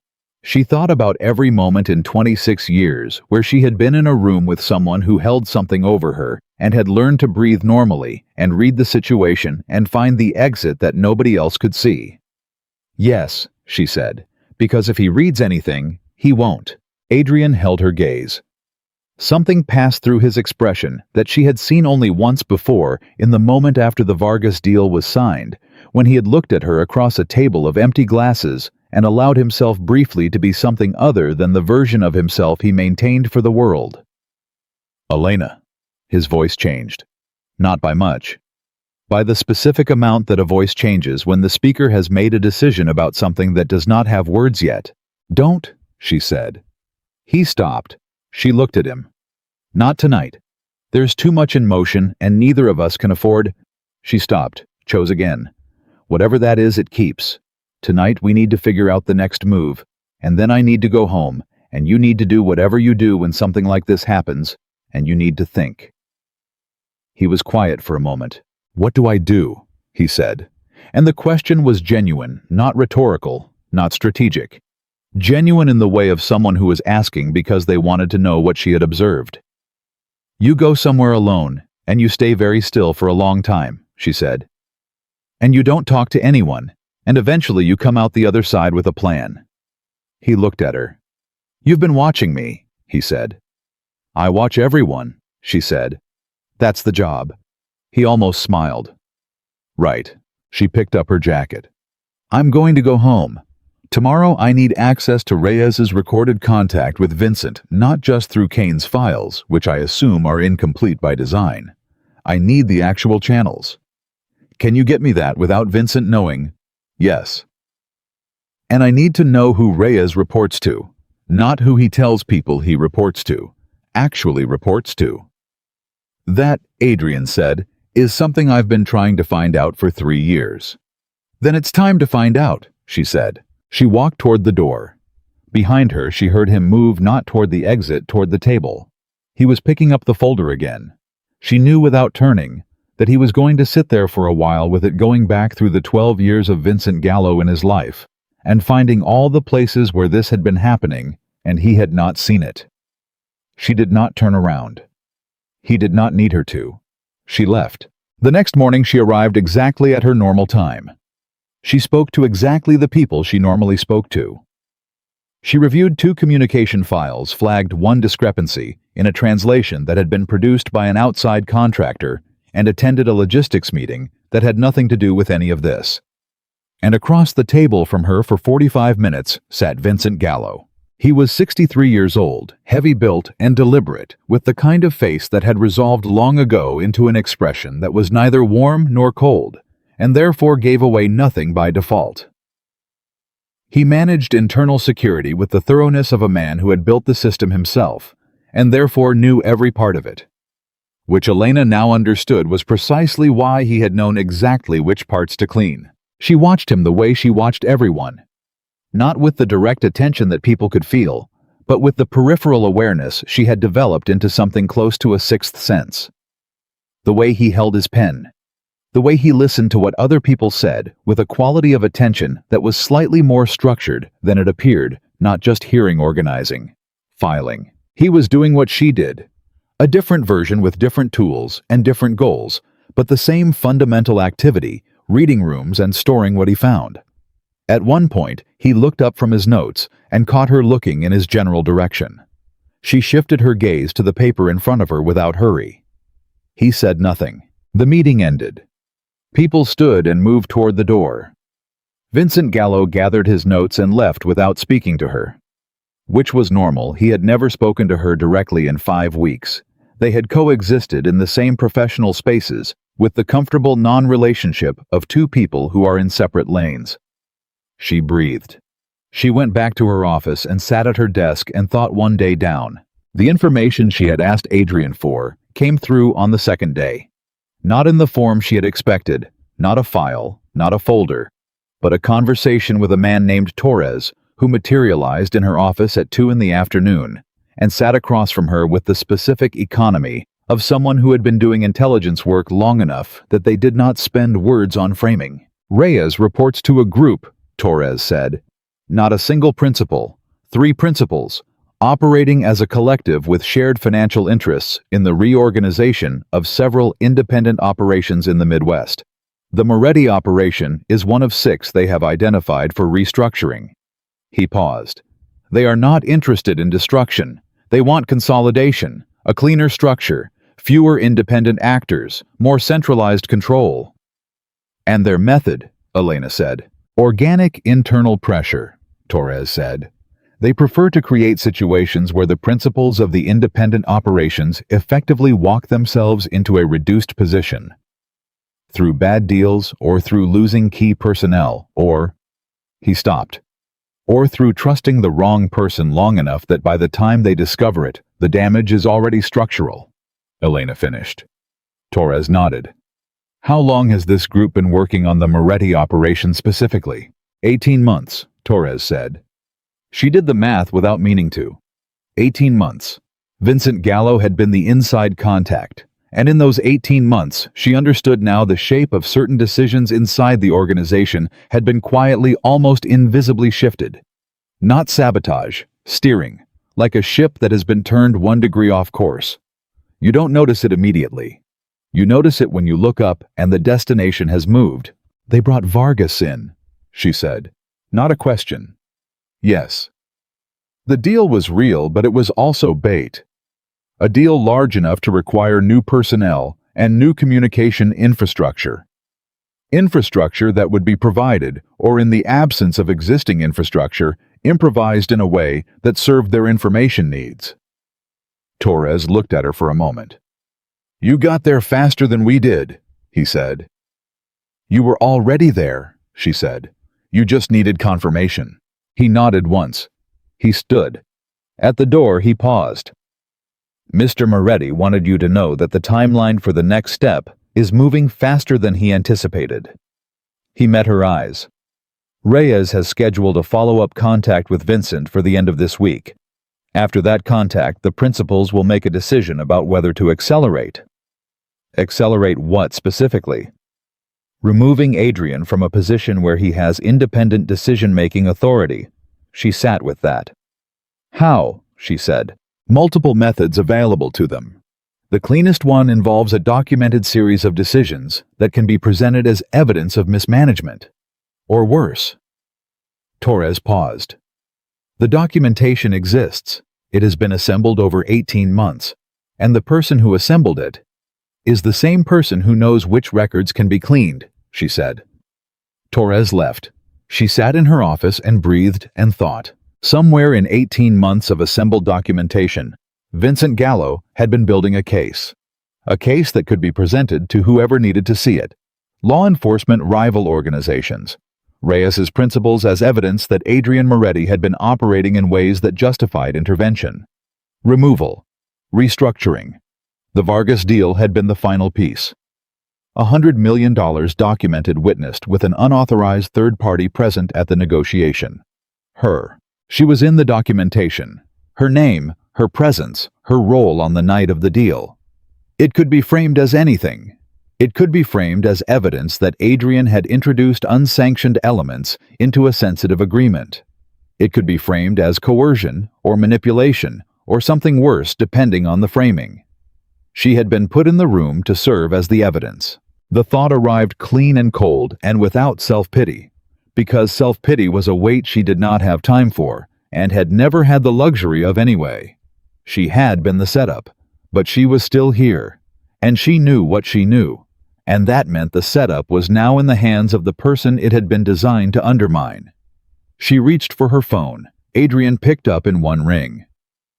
"I know what the documentation is for," she said, "and I think I know how to use it." "A beat. Tell me," he said. "Not on the phone." She stood. And I need Kane in the room. Why Kane? Because what I'm about to propose requires someone with authority that predates your current structure. Someone who the principals would recognize as a legitimate stakeholder whose word cannot be easily challenged. She paused. And because Kane is the reason they haven't moved yet. He's the one thing they haven't found a way around, which means he's the one asset in play that they are actively afraid of. Silence. Short. How do you know that? Adrian said. Because they spent 18 months building a case, and they still haven't used it. The only reason you don't use a case you have finished building is if there is someone in the room you do not want to have to face with it. She paused. Kane is that person. Another silence. Longer. He told you to say this, Adrian said, and there was something in his voice, not accusation, but the complicated note of someone trying to calibrate where they stand between two people they trust. He told me, Elena said, that you might ask that, and he told me to tell you ask him yourself, tonight. She heard Adrian breathe on the other end of the line. 6 o'clock, he said. The Fulton building. I'll be there. She hung up. She sat for one more moment in the quiet of her small office, with the window and the desk and the folder she had carried from Kane's home 2 nights ago. She thought about Danny making coffee at 6:45. She thought about Marco standing at the side door at 9 in the morning with yesterday's shirt on, terrified of a conversation that hadn't started yet. She thought about the night she had walked into a private room with a water pitcher and said, I can help, and the entire room had gone silent. She thought about the fact that somewhere in 18 months of careful architecture, the person who had built the trap had made a single miscalculation. They had assumed that a 26-year-old waitress placed strategically into a powerful man's world would stay strategically placed, that she would function as a piece, that she would do what the pieces in these worlds always did, stay in their position and do their job and not look up. They had not accounted for the possibility that she would look up, look around, build the whole picture in her head from the outside in, and then decide entirely on her own that she was not going to be someone's evidence. She stood. She put on her jacket. She had 3 hours before 6 o'clock. She was going to use every one of them. She spent the 3 hours before the meeting doing something nobody in Adrian's world would have predicted. She went home. Not to collect anything, not to pack a bag or prepare for the possibility that tonight went wrong in a way that required disappearing. She went home because she needed 20 minutes with Danny, and because she had learned a long time ago that the moments before the most important things you will ever do are not well spent in preparation. The preparation was done. What she needed now was the thing that had always been true about her, the thing that had kept her functioning through every difficult year of her life. The thing that no amount of orchestrated manipulation by people who moved money across continents could touch. She needed to remember who she actually was. Danny was at the kitchen table when she came in. He had his laptop open and his headphones around his neck, and the particular look of someone who had been not quite focused on something for a while. He looked up when she came through the door. "You're home early," he said. "I have a meeting tonight." She set her bag down, sat across from him. "How are you feeling?" He looked at her. "Elena?" "Danny." "You have the face." "What face?" "The face where you're about to do something enormous, and you're pretending it's ordinary, so I don't worry." He closed his laptop. "You've had that face 3 times in my life.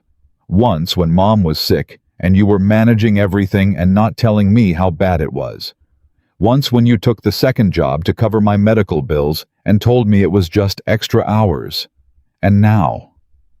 He looked at her steadily with the quiet precision of someone who had spent 17 years studying the only person who had always been in his corner. "What's happening?"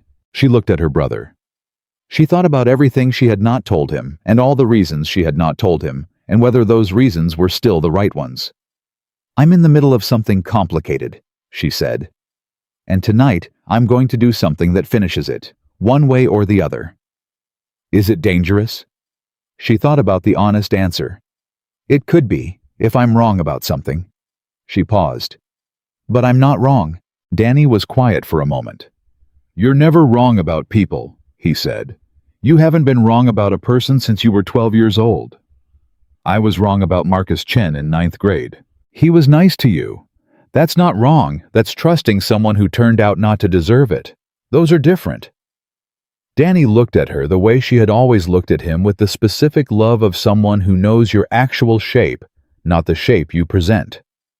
Go do the thing, he said. Come home after. I'll leave the light on. She held that for a second. Then she stood, went around the table and hugged him once, hard. Left the light on, she said into the top of his head. You've been watching too many movies. You love it, he said. She left. She arrived at the Fulton building at 5:58. Sal was not at the door this time.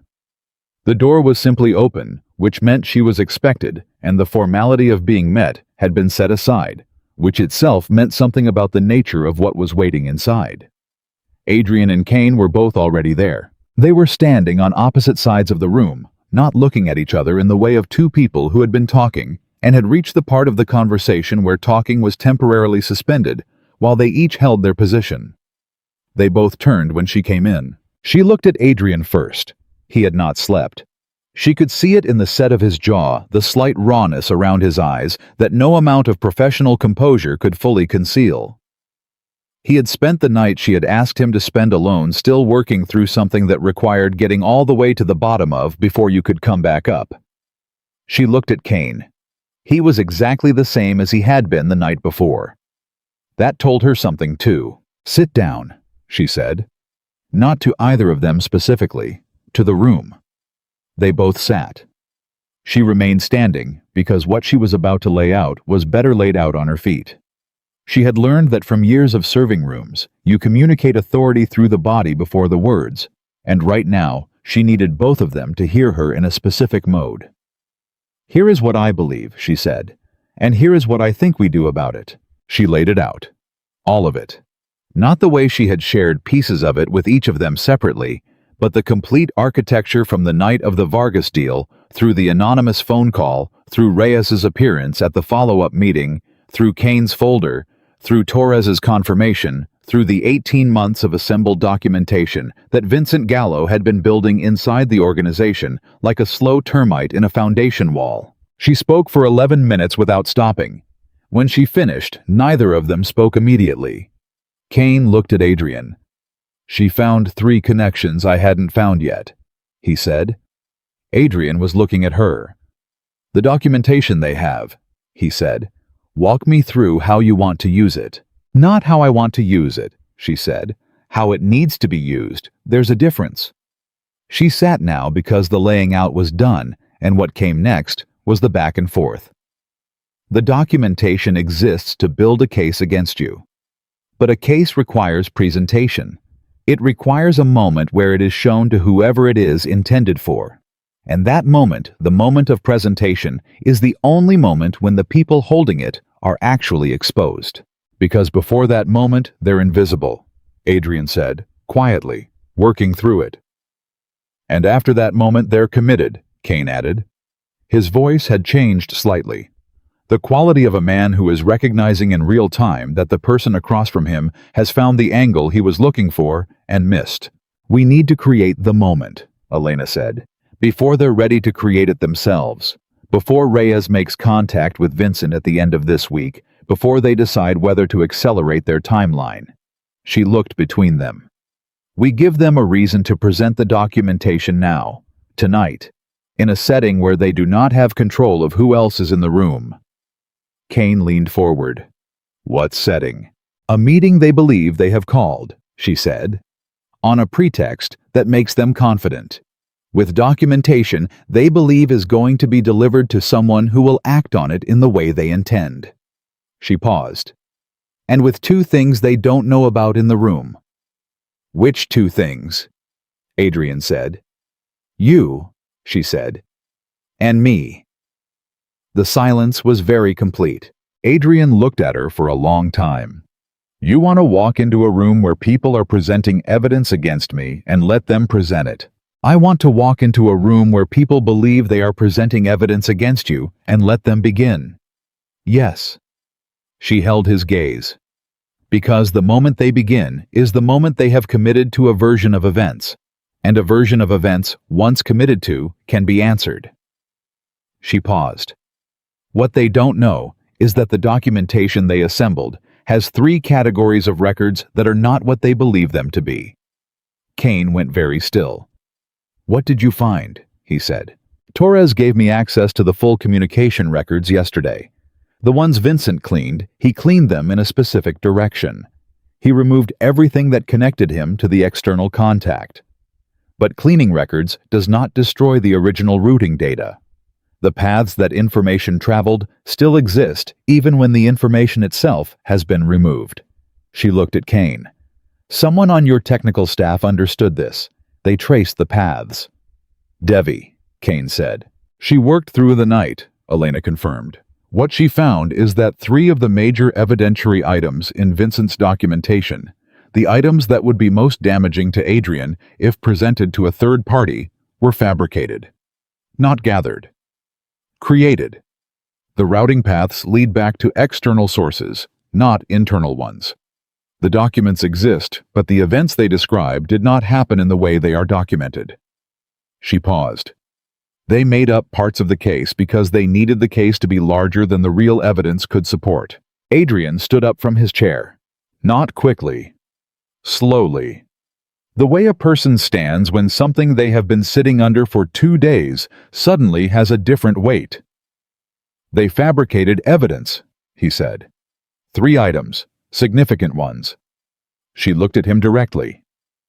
"Which means the moment they present the documentation, they present fabrications in front of witnesses, in a context where the fabrication can be demonstrated in real time."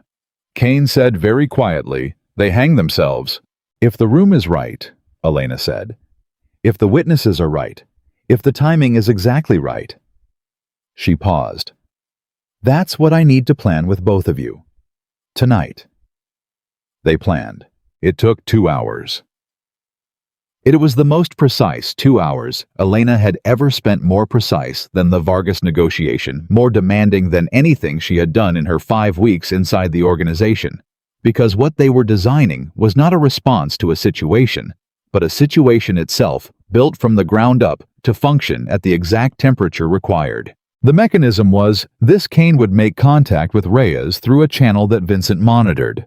He would indicate obliquely, and in the way of someone who believed they were communicating privately, that he had concerns about Adrian's management of the Vargas documentation, that he was open to a conversation, that there might be a basis for an arrangement. It was a message designed to be intercepted, designed to read exactly like what Reyes and his principals had been waiting 18 months to hear, a crack in Adrian's inner circle.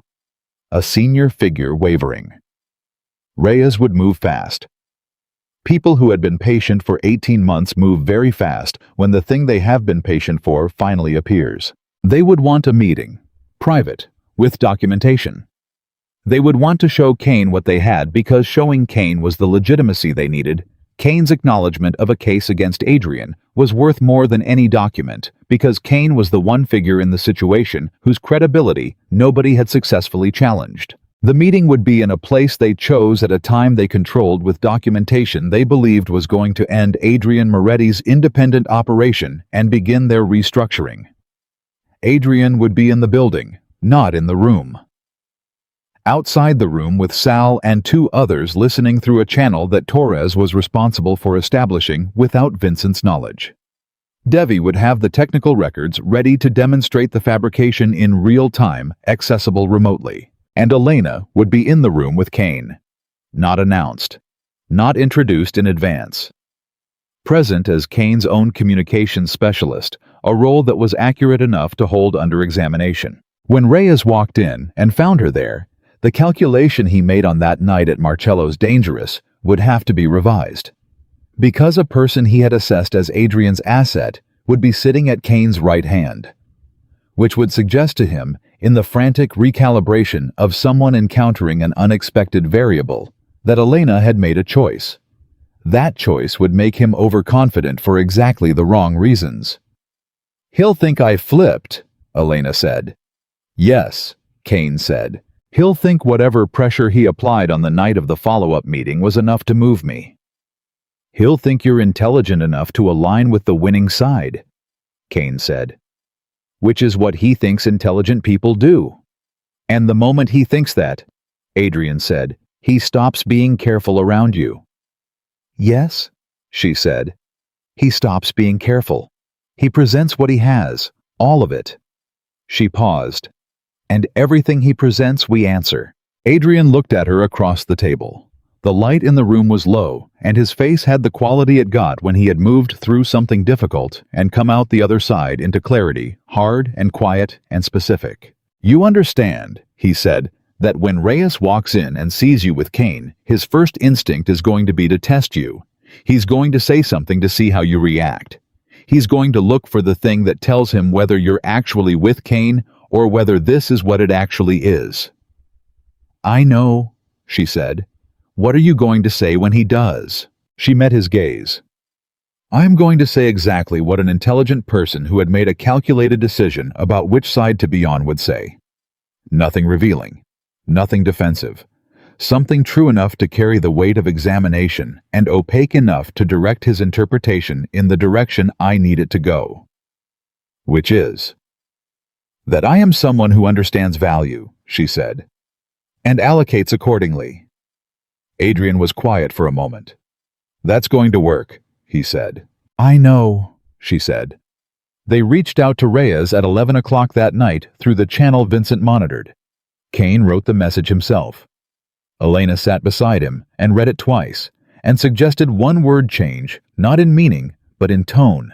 A single word that shifted the register from formal to intimate in a way that would read to Reyes as a man lowering his guard rather than extending a professional courtesy. Kane looked at the word change for a moment. Yes, he said. He sent it. At 11:23, Reyes responded. He proposed a meeting for the following afternoon, 48 hours earlier than his scheduled contact with Vincent. He had moved exactly as fast as she had predicted.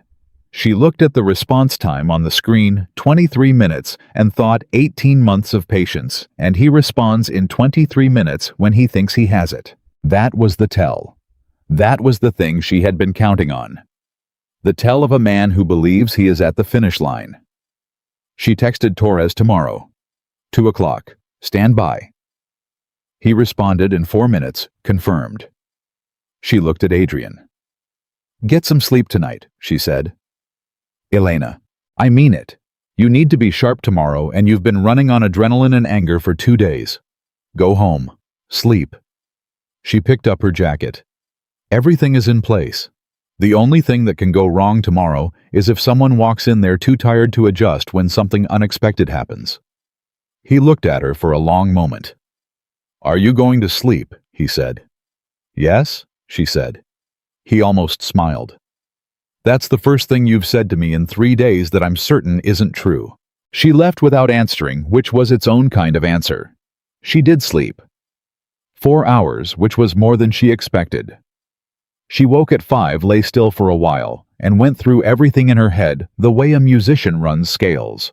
Not because she did not know the material, but because the act of going through it one more time settled something. She got up, made coffee. Danny was asleep. She wrote him a note, 3 words, the same 3 words she had written on the rare occasions through their childhood, when she had to leave before he was up and did not know when she would be back. I've got this. He would know what it meant. He always did. She arrived at the building. Reyes had chosen a neutral space, a floor in an office building that could have been anything 40 minutes early. She went through it with Torres and 2 people she had not met before, but who moved with the specific quiet competence of people who had been doing this kind of work for a long time. She placed herself at Kane's right hand at the table and waited. Kane arrived at 1:50. He sat. He looked at her. Are you ready? He said. Yes. When he looks at you, I know what to do. He nodded. He folded his hands on the table. At 2 o'clock exactly, Reyes came through the door. He had 2 men with him. He was carrying a document case. He was wearing the same quality of clothing she had seen at Marcello's. The same quality of unhurried poise, the entrance of someone who has decided how the meeting ends before it starts. He saw her and stopped. Not dramatically. The same small stop she had first noticed at Marcello's, the fraction of a second recalibration that most people would miss. She did not miss it. He looked at her. He looked at Kane. He looked at her again. She held his gaze with the specific expression she had prepared, not quite neutral, not quite warm, the expression of someone who has made a decision they are comfortable with and feels no need to explain it. He sat down across from Kane. He did not address her. He spoke to Kane. "I appreciate your willingness to speak candidly." "Candor is productive," Kane said. "I've always found that." "I understand there have been some internal concerns," Reyes said. "About the direction of certain operations." "Direction is a good word," Kane said. Reyes looked at the document case in front of him. He opened it. He began to lay the documents on the table with the careful deliberation of a man who has rehearsed this moment. "What we have assembled," he said, "represents 18 months of observation." "I'm sure it does," Kane said. Reyes paused. He looked at Kane, then briefly at Elena. "Your colleague is aware of the sensitivity of this material." Elena spoke before Kane could. "I'm aware of the material," she said. Calm level, exactly the tone she used to translate across tables of powerful men. "I'm also aware of how it was assembled." She paused. "Please continue." Reyes held her gaze for exactly 3 seconds. He continued. He laid out the case methodically. It was, she admitted to herself, a well-constructed presentation. 18 months of patience had produced something that would look to almost any audience like a comprehensive and damning account of mismanagement, unauthorized arrangements, and financial irregularities inside Adrian Moretti's operation. She listened to every word. She watched every document as it was placed on the table. She was waiting for the 3. The first fabricated document appeared 9 minutes into the presentation. She recognized it from the routing analysis Devi had done. A financial transfer record that linked Adrian to an arrangement he had never made. She let it land on the table. She let Reyes describe it. Then she said very quietly, "That transfer didn't happen." Reyes looked at her. The routing path for that documentation originates from an external server with a creation timestamp that predates the transaction it purports to record by 11 days, she said, which means the document was created before the event it describes. That is not a record. That is a fabrication. The room went still. Reyes looked at her with an expression she had not seen from him before. Not anger. Something more careful. The look of a man realizing that the person across from him is not what he thought she was and is rapidly recalculating what that means. "Ms. Rossi," he said, "I think there may be a misunderstanding about—" "There is no misunderstanding," she said. "I have the routing analysis. It's available right now. Would you like to see it?" She looked at Kane. Kane nodded once. Torres's remote access came live on the screen at the side of the room. Reyes looked at the screen. He looked at the data. Something moved through his face that was quick and not quite concealed the specific expression of a man who has just understood that the room he walked into is not the room he was invited to. "Kane," he said. His voice was still controlled, but the temperature had changed. "Elena," Kane said pleasantly, "please show him the second one, the second fabricated document, and the third, each time the routing analysis on the screen. Each time the data that showed not what the document claimed to show, but what Devi had found underneath the claim, the architecture of construction rather than documentation, the fingerprints of fabrication rather than observation." By the third document, one of Reyes's men had his phone in his hand. She saw it in her peripheral vision. "I would ask your associate not to make any calls right now," she said. The man looked at Reyes. Reyes made a very small motion with his hand. The man put the phone on the table. "What exactly?" Reyes said. And now the smooth professionalism had a different quality underneath it. Not fear, but the controlled alertness of someone assessing exits. "Do you believe you have accomplished here?" "We've accomplished several things," Elena said. "The most immediate is that you've presented fabricated documentation in front of 2 witnesses. The documentation and the presentation are recorded. She paused. The second is that the person inside this organization who assembled this documentation for you is going to need to have a very different conversation with Mr. Moretti than the one he has been expecting to have.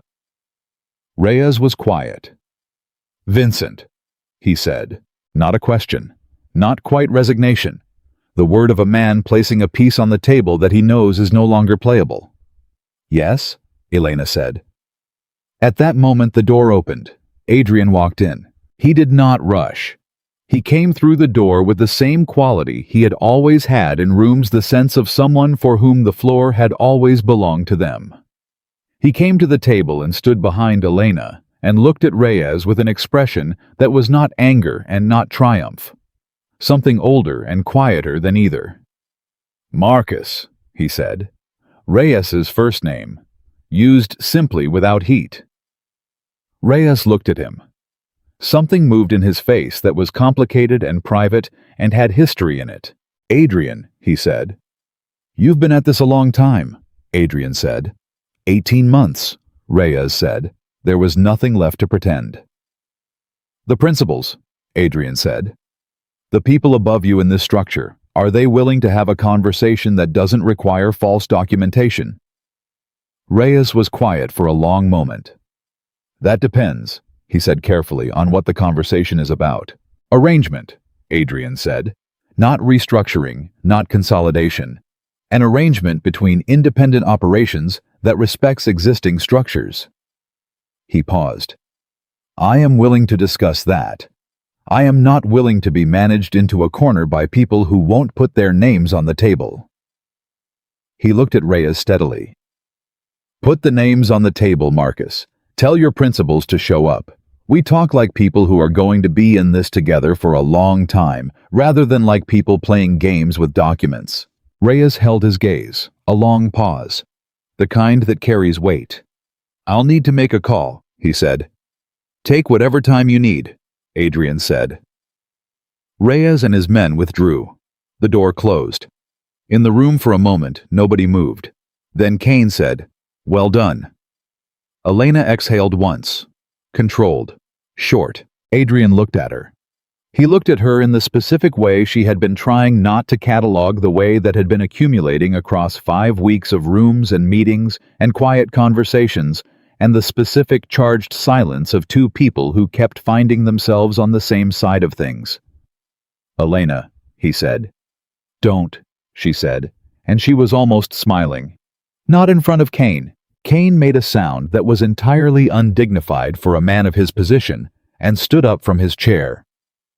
I'm going to get coffee, he said. I'll be back in 20 minutes.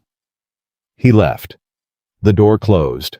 Adrian and Elena stood on opposite sides of the table in the quiet room, with the documents spread between them and Debbie's routing analysis still visible on the screen, and the weight of 5 weeks and 3 impossible nights and 1 folder and 1 name that had changed everything, all present in the air. You knew he would step out, she said. I hoped, he said. Which was what Kane had said to her almost word for word on the night she had come to his house. She recognized it as intentional. She looked at him. He came around the table. He did not rush. He moved the way he always moved, with the sense of someone who does not need to hurry, because they have already made the decision, and what remains is only the carrying out of it. He stopped in front of her. I need to say something, he said. Okay, she said. What you did. Not tonight. Before tonight. The beginning. When you walked into that private room with a water pitcher and said 2 words that changed everything. He stopped. Started again. I have been in this world for a long time. I have met people who were capable and people who were brilliant and people who were brave.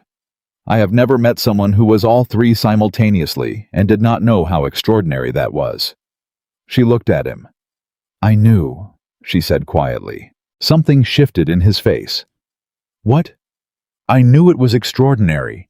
I just couldn't afford to think about it at the time. She paused. There was a negotiation happening. He looked at her for a moment. Then he laughed. Not a polite sound.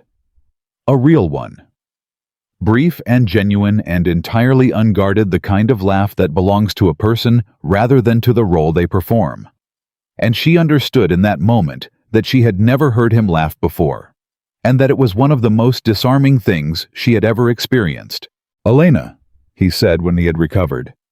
His voice was different now. The thing that had been building for 5 weeks was no longer being held precisely in check. "I want to ask you something, and I need you to hear it as a question and not as anything else." "Ask," she said. "What do you want?" he said. "Not from this situation, not from the work. What do you actually want?" She thought about it. She gave it the serious consideration it deserved, because he had asked seriously, and she had never in her life given serious questions frivolous answers. "I want to do work that matters," she said. "I want Danny to be okay. I want to stop waking up at 3 in the morning recalculating whether I've made the right decisions." She paused. "And I want—" She stopped. "Say it," he said. "I want to stop pretending that the thing that has been building between us for 5 weeks is something I can keep setting aside, because there's always something more urgent happening." She looked at him directly. "There is always going to be something more urgent happening. That is the nature of this world, and I have accepted that. Which means if I keep waiting for a quiet moment, I will wait forever." He looked at her. He reached out and took her hand. Not dramatically, simply. "The way you take hold of something you have decided to stop pretending you do not want." "Then stop waiting," he said. She did not answer with words. Reyes came back 40 minutes later with a name, one of his 3 principles, the one he had been authorized to put on the table as a show of good faith. He slid a piece of paper across to Adrian with the focused brevity of a man who has assessed the situation and made a calculation about the most intelligent response to it. Adrian looked at the name. He looked at Kane, who had returned with 2 cups of coffee, and the expression of someone who had given the room exactly the time it needed. "Tell them," Adrian said, "that I will meet with them, once, with Kane present and with full documentation of the arrangement on both sides." He paused. "And tell them that my communications specialist will be present." Reyes looked at Elena. She held his gaze with the same specific expression she had prepared for his entrance, the expression of someone who had made a decision they were comfortable with. This time, she was not performing it. "I'll pass that along," Reyes said. He gathered the remaining documents. The fabricated ones had been retained. He made no argument about that, and he and his men left. The room was quiet. Kane drank his coffee. "What happens to Vincent?" he said. Adrian was quiet for a moment. "He'll be given the opportunity to step back from his position." He paused. "Quietly, with conditions. He is 63 years old, and he made choices that I am choosing to believe were made out of fear rather than malice." He set his own untouched coffee down. "I am choosing to believe that because Elena told me that grace is not the same as weakness." Kane looked at her. "When did you tell him that?" "Last night," she said. "On the phone." "He called you at 11:30, she said. "He was processing." "I was processing," Adrian confirmed without apology. Kane looked between them. "I see," he said. 3 weeks later, the meeting with the principals happened. It was nothing like the Vargas negotiation. No missing interpreters, no unauthorized entry, no water pitchers and 2-word sentences that changed the direction of $100 million. It was a deliberate, documented, structured conversation between people who had decided that transparency served them better than games. Elena sat at the table. She translated when translation was needed, which was less than before, because this time the parties had chosen the language of the meeting in advance and made sure everyone in the room spoke it. What she did more than translate was what she had always done. She listened at the level underneath the words. She read the room. She caught the moments when something was being said that meant something different than it appeared to mean, and she passed what she found to Adrian in the quiet way she had developed for exactly this. Afterward, one of the principals, a woman named Hartman, German 60, with the bearing of someone who had run things for a very long time and expected to continue doing so, approached Elena directly.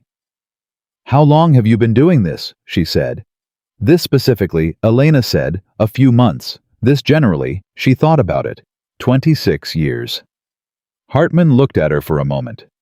"Adrian told me what happened at the original meeting, the night of the Vargas deal." "Yes. He said you walked in with a water pitcher." "I was working," Elena said. Hartman smiled.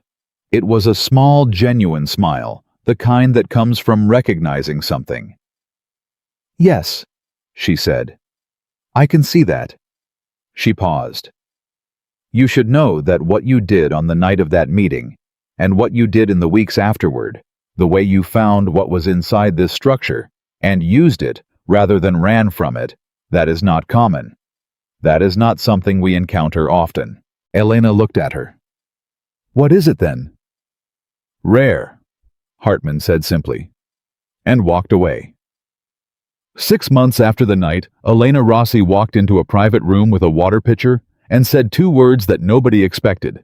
The structure of what had been built around the Moretti operation was fundamentally different. Not destroyed, restructured, on terms that had been negotiated rather than imposed, with documentation on both sides and an arrangement that acknowledged the reality that the people involved in this world were going to be in each other's orbits for a long time, and could spend that time in conflict or in something more intelligent.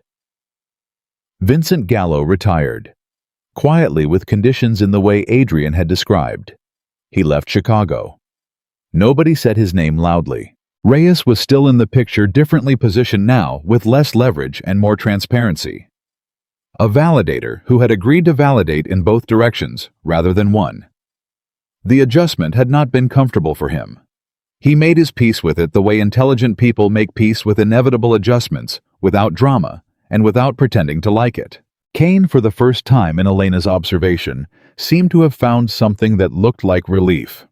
Not the relief of a burden removed, but of a tension resolved, of someone who had been holding something in careful balance for a long time and had finally found a person he trusted to help him hold it. Danny started a part-time bookkeeping course in January. He had always been good with numbers and had never had the financial stability to pursue it. That changed. Elena did not discuss how, and Danny did not ask, because he had always understood that the space between what his sister told him and what was true was a space she managed with his best interests at the center of it, and he had decided a long time ago to trust that. Elena moved to a different apartment. Not dramatically larger. Just hers completely for the first time in her life, a space that she had chosen and paid for, and that contained no residue of survival, only the simple fact of a person who had landed somewhere solid. She still woke sometimes at 3 in the morning. Not always to recalculate, sometimes just to lie there in the quiet and follow the line backward, from now to the table at Marcello's, to the water pitcher, to the 2 words, and feel the specific texture of how much had come from so little. Or from so much, depending on where you started counting. On a Thursday evening in March, 6 months and 2 weeks after the night that changed everything, Elena sat at a table in a restaurant that was nothing like Marcello's, and across from her sat Adrian Moretti. He was not wearing a suit. She was not carrying a tray. They were not in a private room with heavy wooden doors and the weight of $100 million pressing against every surface. They were just 2 people at a table. He was telling her something that had happened that afternoon, a conversation with Torres that had gone sideways in a way that would have been infuriating 6 months ago and was now, in the changed context of everything, almost funny. She was listening and watching his face, and thinking for the 100th time about the extraordinary specific distance between who he had been when she first saw him and who he was when he forgot to be that person. He caught her looking. "What?" he said. "Nothing," she said. "Keep going." He kept going. She kept listening. The restaurant moved around them the way restaurants do, plates and voices and the ordinary percussion of people living their lives in proximity. Nobody looked at them. Just a woman and a man at a table. Unremarkable. 2 people in the middle of something that had started with disaster and had become, against every conceivable odd, something that looked very much like a life. The waitress had walked in. She had said 2 words. And everything that followed the deal, the danger, the betrayal, the reckoning, the arrangement the morning after had grown from that single moment of a woman who had nothing but herself deciding that herself was enough to walk forward with. It was. It always had been. That was the only truth that had never changed from the night of the water pitcher to this Thursday in March, and it was the only truth that mattered. Elena Rossi had walked into every impossible room in her life with exactly what she had, and it had always been enough. Because she had always known how to listen at the level underneath the words. And that was the rarest thing in any world.